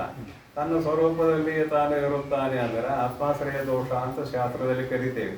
ತನ್ನ ಕಾಲುಗಳನ್ನು ತನ್ನ ಹೆಗಲ ಮೇಲೆ ಇಟ್ಟುಕೊಂಡು ಓಡುತ್ತಿದ್ದಾನೆ ಅಂದಂತೆ ಅವನು. ಅರ್ಥ ಕಲಿಗೆ ಕಾಲುಗಳನ್ನ ಹೆಗಲ ಹಾಕುತ್ತಾರಲ್ಲ ಯುಗಾಸನದವರು, ಹಾಕೊಂಡು ಓಡ್ತಿದ್ದಂತ. ಓಡಾಕ್ ಬರೋದಿಲ್ಲ. ಹಾಗೆ ತನ್ನಲ್ಲಿ ತಾನು ಇದ್ದಾನೆ ಅಂದ್ರೆ ಇದಕ್ಕೆ ಆತ್ಮಾಶ್ರಯ ದೋಷ ಅಂತ ಹೇಳ್ತೇವೆ. ತನ್ನಲ್ಲಿ ತಾನಿದ್ದಾನೆ ಅನ್ನೋದೇ ಇಲ್ಲ ನಾವು. ಆತ್ಮನಲ್ಲದನ್ನು ನೇತಿಗಳೆದು ಉಳಿದದ್ದೇ ನಮ್ಮ ಸ್ವರೂಪ. ಅದಕ್ಕಾಗಿ ತನ್ನ ಮಹಿಮೆಯಲ್ಲಿ ತಾನು ಇದ್ದಾನೆ ಎಂದು ಹೇಳುವುದಕ್ಕೆ ಬರುವುದಿಲ್ಲ ಸಿದ್ಧಾಂತ. ವಾ ನ ಅನ್ನುವ ಅಕ್ಷರದಿಂದ ಹೇಳಿದ್ದಾರೆ, ಹಾಗೆ ಹೇಳಲಿಕ್ಕೆ ಬರುವುದಿಲ್ಲ ಅಂತ. ಅದಕ್ಕಾಗಿ ಇನ್ನೊಂದರಲ್ಲಿ ಇರುವುದು ಅಂತ ಶಬ್ದ ಇಲ್ಲ, ಇನ್ನೊಂದರ ಪ್ರಾಪ್ತಿ ಅನ್ನುವ ಶಬ್ದ ಇಲ್ಲ ನಮ್ಮಲ್ಲಿ. ನಿನ್ನ ಸ್ವರೂಪವೇ ಎಲ್ಲಕ್ಕೂ ಆಶ್ರಯ. ನೀ ಇನ್ನೊಂದರಲ್ಲಿ ಎಲ್ಲಿರ್ತಿ? ನಿನಗಿಂತ ಭಿನ್ನವಾದದ್ದು ಯಾವುದೂ ಇಲ್ಲ. ಜ್ಞಾನವು ನಿನ್ನ ಸ್ವರೂಪವೇ, ನಿನ್ನ ಸ್ವರೂಪಕ್ಕಿಂತ ಅದು ಬೇರೆ ಅಲ್ಲ. ಆದುದರಿಂದ ಮೋಕ್ಷ ಅಂದ್ರೆ ಏನು? ವೇದಾಂತಗಳದು ಅಂದ್ರೆ ಕೇವಲ ಅಖಂಡ ಚೈತನ್ಯ ಅಂತ ತಿಳಿಯುವುದೇ ಮೋಕ್ಷ. ಈ ಜಗತ್ತಿಲ್ಲ ಅಂತ ನಿಶ್ಚಯ ಮಾಡುವುದೇ ಮೋಕ್ಷ. ಸ್ವರೂಪ ಹಾನಿ ಇಲ್ಲದೆ ಅಡಗುವುದೇ ಮೋಕ್ಷಮೆಂಬರು ಪಾಂಚರಾತ್ರರು.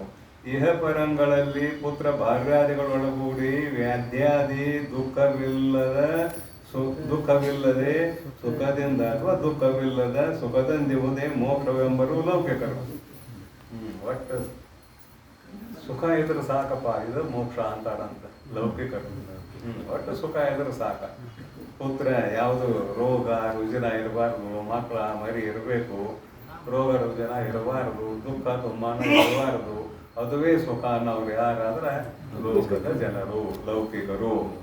ಹೀಗೆ ಲೌಕಿಕರು ಸ್ವರ್ಗಾದಿ ಪ್ರಾಪ್ತಿಯೇ ಮೋಕ್ಷವೆಂಬರು ಪೂರ್ವ ಮೀಮಾಂಸಕರು. ಅವರೇನಂತಾರೆ? ಯಜ್ಞ ಯಾಗ ಮಾಡಿ ಅಪೂರ್ವಗೊಳಿಸಿಕೊಂಡು ಸ್ವರ್ಗಕ್ಕೆ ಹೋಗುವುದೇ ಮೋಕ್ಷ ಅಂತಾರೆ. ಮೋಕ್ಷವೆಂಬರು ಪೂರ್ವ ಮೀಮಾಂಸಕರು. ಇದನ್ನು ಮುಗಿಸ್ಬಿಡ್ತೇನೆ, ಏನು ಪಾವಿಲ್ಲ. ಯಾರು ಬೇರೆಯಾರು ನೋಡ್ಕೋಬೇಡ, ಸುಮ್ಮನೆ ಯಾಕಂದ್ರೆ ತಿಳಿದಿಲ್ಲ. ತಿಳಿದೇ ಇದ್ದಾಗ ಏನ್ ಮಾಡ್ತಾರೆ? ಯಾವಾಗ ಮುಗಿಸ್ತಾರೆ? ಆತ್ಮ ಶರೀರೇಂದ್ರಿಯ ಆತ್ಮ ಶರೀರ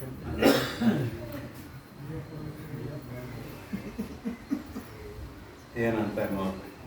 ಚಿನ್ ಮಾತ್ರ ಕೇವಲ ಚೈತನ್ಯ ಬ್ರಹ್ಮ, ಆತ್ಮೈಕ್ಯ. ಬ್ರಹ್ಮದಲ್ಲಿ ತಿಳಿಸೋ ಮಾತಿದ, ಆತ್ಮನಲ್ಲಿ ಐಕ್ಯ ಅನ್ನೋದು ಏನಂದ್ರೆ ತಿಳಿಸೋ ಮಾತ. ಆತ್ಮ ಮರ್ತಿದ್ದ ಅಷ್ಟೇ, ಈಗ ನೆನಪಾಯ್ತು. ಮೊದಲು ನಾವು ಹುಟ್ಟವ ಸಾಯವ ಅಂತ ತಿಳ್ಕೊಂಡಿದ್ದ, ಈಗ ನಾವು ಹುಟ್ಟವಲ್ಲ ಸಾಯವಲ್ಲ ಅಂತ ತಿಳ್ಕೊಂಡ ಅಷ್ಟೇ. ಆತ್ಮ ಐಕ್ಯ ಅಂದ್ರೆ ಮತ್ತೇನಲ್ಲ. ಬ್ರಹ್ಮಾತ್ಮ ಐಕ್ಯ ಜ್ಞಾನದಿಂದ ಜೀವ ಪರಮಾತ್ಮರು ಬೇರೆ ಅಲ್ಲ, ಒಬ್ಬರೇ ಅನ್ನುವ ಜ್ಞಾನದಿಂದ ವ್ಯಾವಹಾರಿಕವಾದ ವ್ಯವಹಾರದಲ್ಲಿ ತೋರುವ ದ್ವೈತ ಬಂಧ ನಿವೃತ್ತಿಯೇ. ದ್ವೈತ ಬಂಧ ಅಂದ್ರೆ ದ್ವೈತವು ಸುಳ್ಳು ಎಂದು ನಿಶ್ಚಯ ಮಾಡುವುದೇ ಮೋಕ್ಷವೆಂಬರು ವೇದಾಂತಿಗಳು. ಇದು ವೇದಾಂತಿಗಳ ಮೋಕ್ಷ. ಮಹೇಶ್ವರತ್ವದಿಂದ ಈಶ್ವರತ್ವವು ಅನ್ಯರಿಗೆ ಇತ್ತು. ಆತ್ಮನು ಜ್ಞಪ್ತಿ ಮಾತ್ರನಾಗಿರುವುದೇ ಮೋಕ್ಷವೆಂಬುವರು ಪಾಶುಪತರು. ಇವರು ಪಾಶುಪತರು ಏನಂತಾರೆ? ಪ್ರವಾಹ ಈಶ್ವರತ್ವದಿಂದ ಅದೇನು ಪ್ರವಾಹ ಈಶ್ವರತ್ವ ಅಂತ ಒಂದು ಶಬ್ದ ಬಳಸಿದ್ದಾರೆ ಅವರು. ಪ್ರವಾಹ ಈಶ್ವರತ್ವದಿಂದ ಈಶ್ವರತ್ವವನ್ನು ಅನ್ಯರಿಗೆ ಇತ್ತು. ಈಶ್ವರತ್ವವನ್ನು ಬೇರೆಯವರಿಗೆ ಕೊಟ್ಟು ಆತ್ಮನು ಜ್ಞಪ್ತಿ ಮಾತ್ರನಾಗಿರುವುದೇ ಮೋಕ್ಷವೆಂಬುವರು ಪಾಶುಪತರು.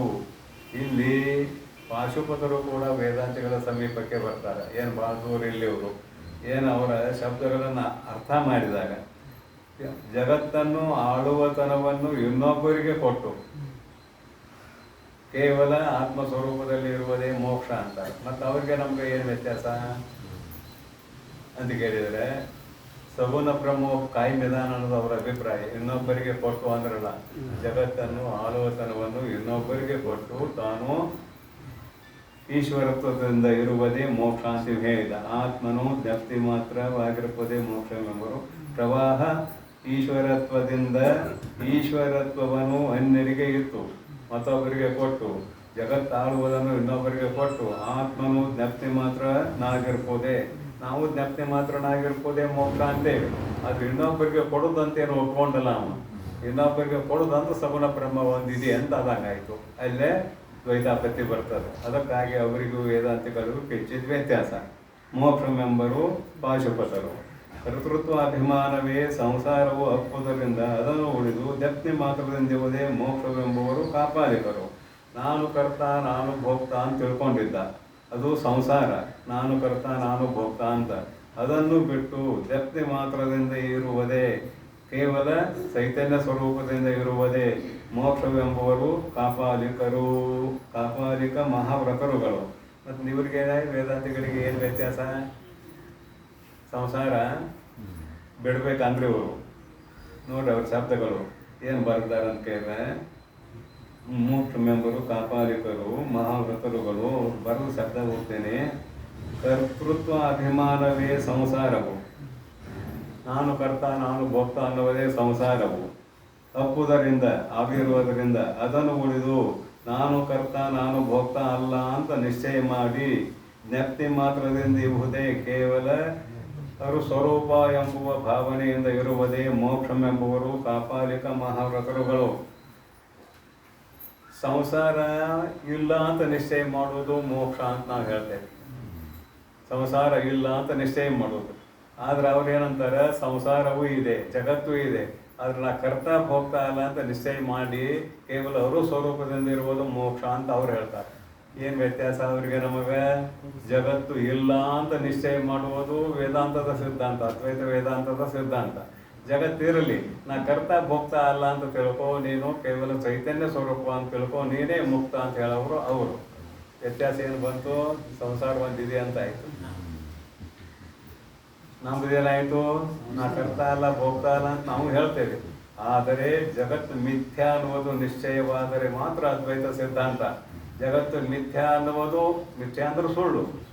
ಮಿಥ್ಯಾ ಶಬ್ದದ ಅರ್ಥ ಹೇಳ್ತೇನೆ, ಮತ್ತೊಂದು ಸಂದರ್ಭ ಬಂದಾಗ ಹೇಳಿದ್ದೇನೆ, ಪೂರ್ವದಲ್ಲಿ ಸಂದರ್ಭ ಬಂದಾಗ ಹೇಳ್ತೇನೆ. ಮಿಥ್ಯಾ ಅನ್ನುವುದು ಸುಳ್ಳು.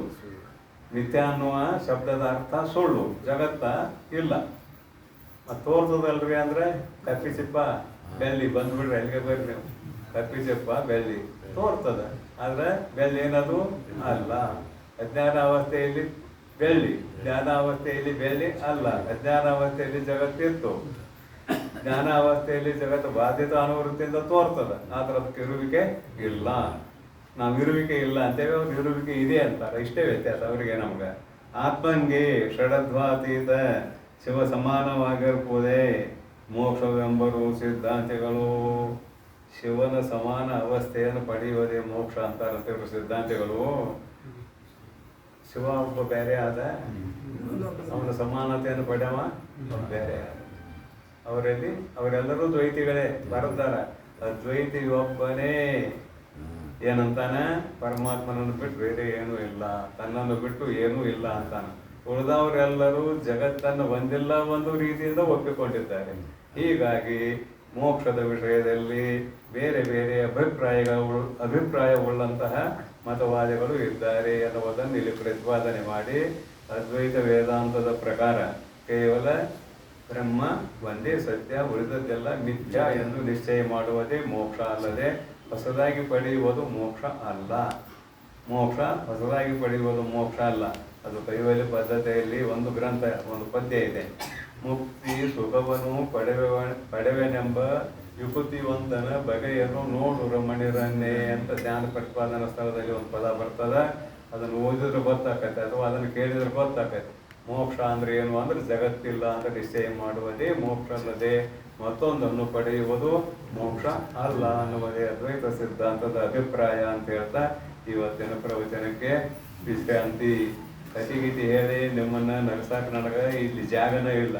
ಅದು ಏನು ಹೇಳ್ತದ ಪುಸ್ತಕ ಅಂತ ಕೇಳಿದ್ರೆ ಇಲ್ಲಿ ಏನಿದೆ ಅದನ್ನ ಅಷ್ಟ ಹೇಳಿಲ್ಲ. ಕತಿಗೀತಿ ಹೇಳಕ್ ಹೋಗ್ಬೇಡ ಅಂತದ. ಕತಿ ಹೇಳಿದ್ರೆ ಕೆಟ್ಟ ಹೋಗ್ತತಿ, ಕತಿ ಹೇಳ್ಬೇಡ. ಕತಿ ಹೇಳೋ ಪ್ರಸಂಗ ಬಂದಾಗ ಹೇಳು ಅನ್ನುವುದೇ ಈ ಗ್ರಂಥ ನನಗೆ ಹೇಳಕತ್ತೈತೆ. ಅದನ್ನು ನಾನು ನಿಮ್ಗೆ ಹೇಳ್ತೇನೆ, ಮತ್ತೇನಿಲ್ಲ. ಮತ್ತೆ ನಾಳೆ ಏನು ಬರ್ತದೋ ತಿಳಿಯೋಣ ಅಂತ ಹಾರೈಸಿ ಇಂದಿನ ಪ್ರವಚನಕ್ಕೆ ವಿಶ್ರಾಂತಿ. ಓಂ ತತ್ಸತ್ ಪರಬ್ರಹ್ಮಣೇ ನಮಃ.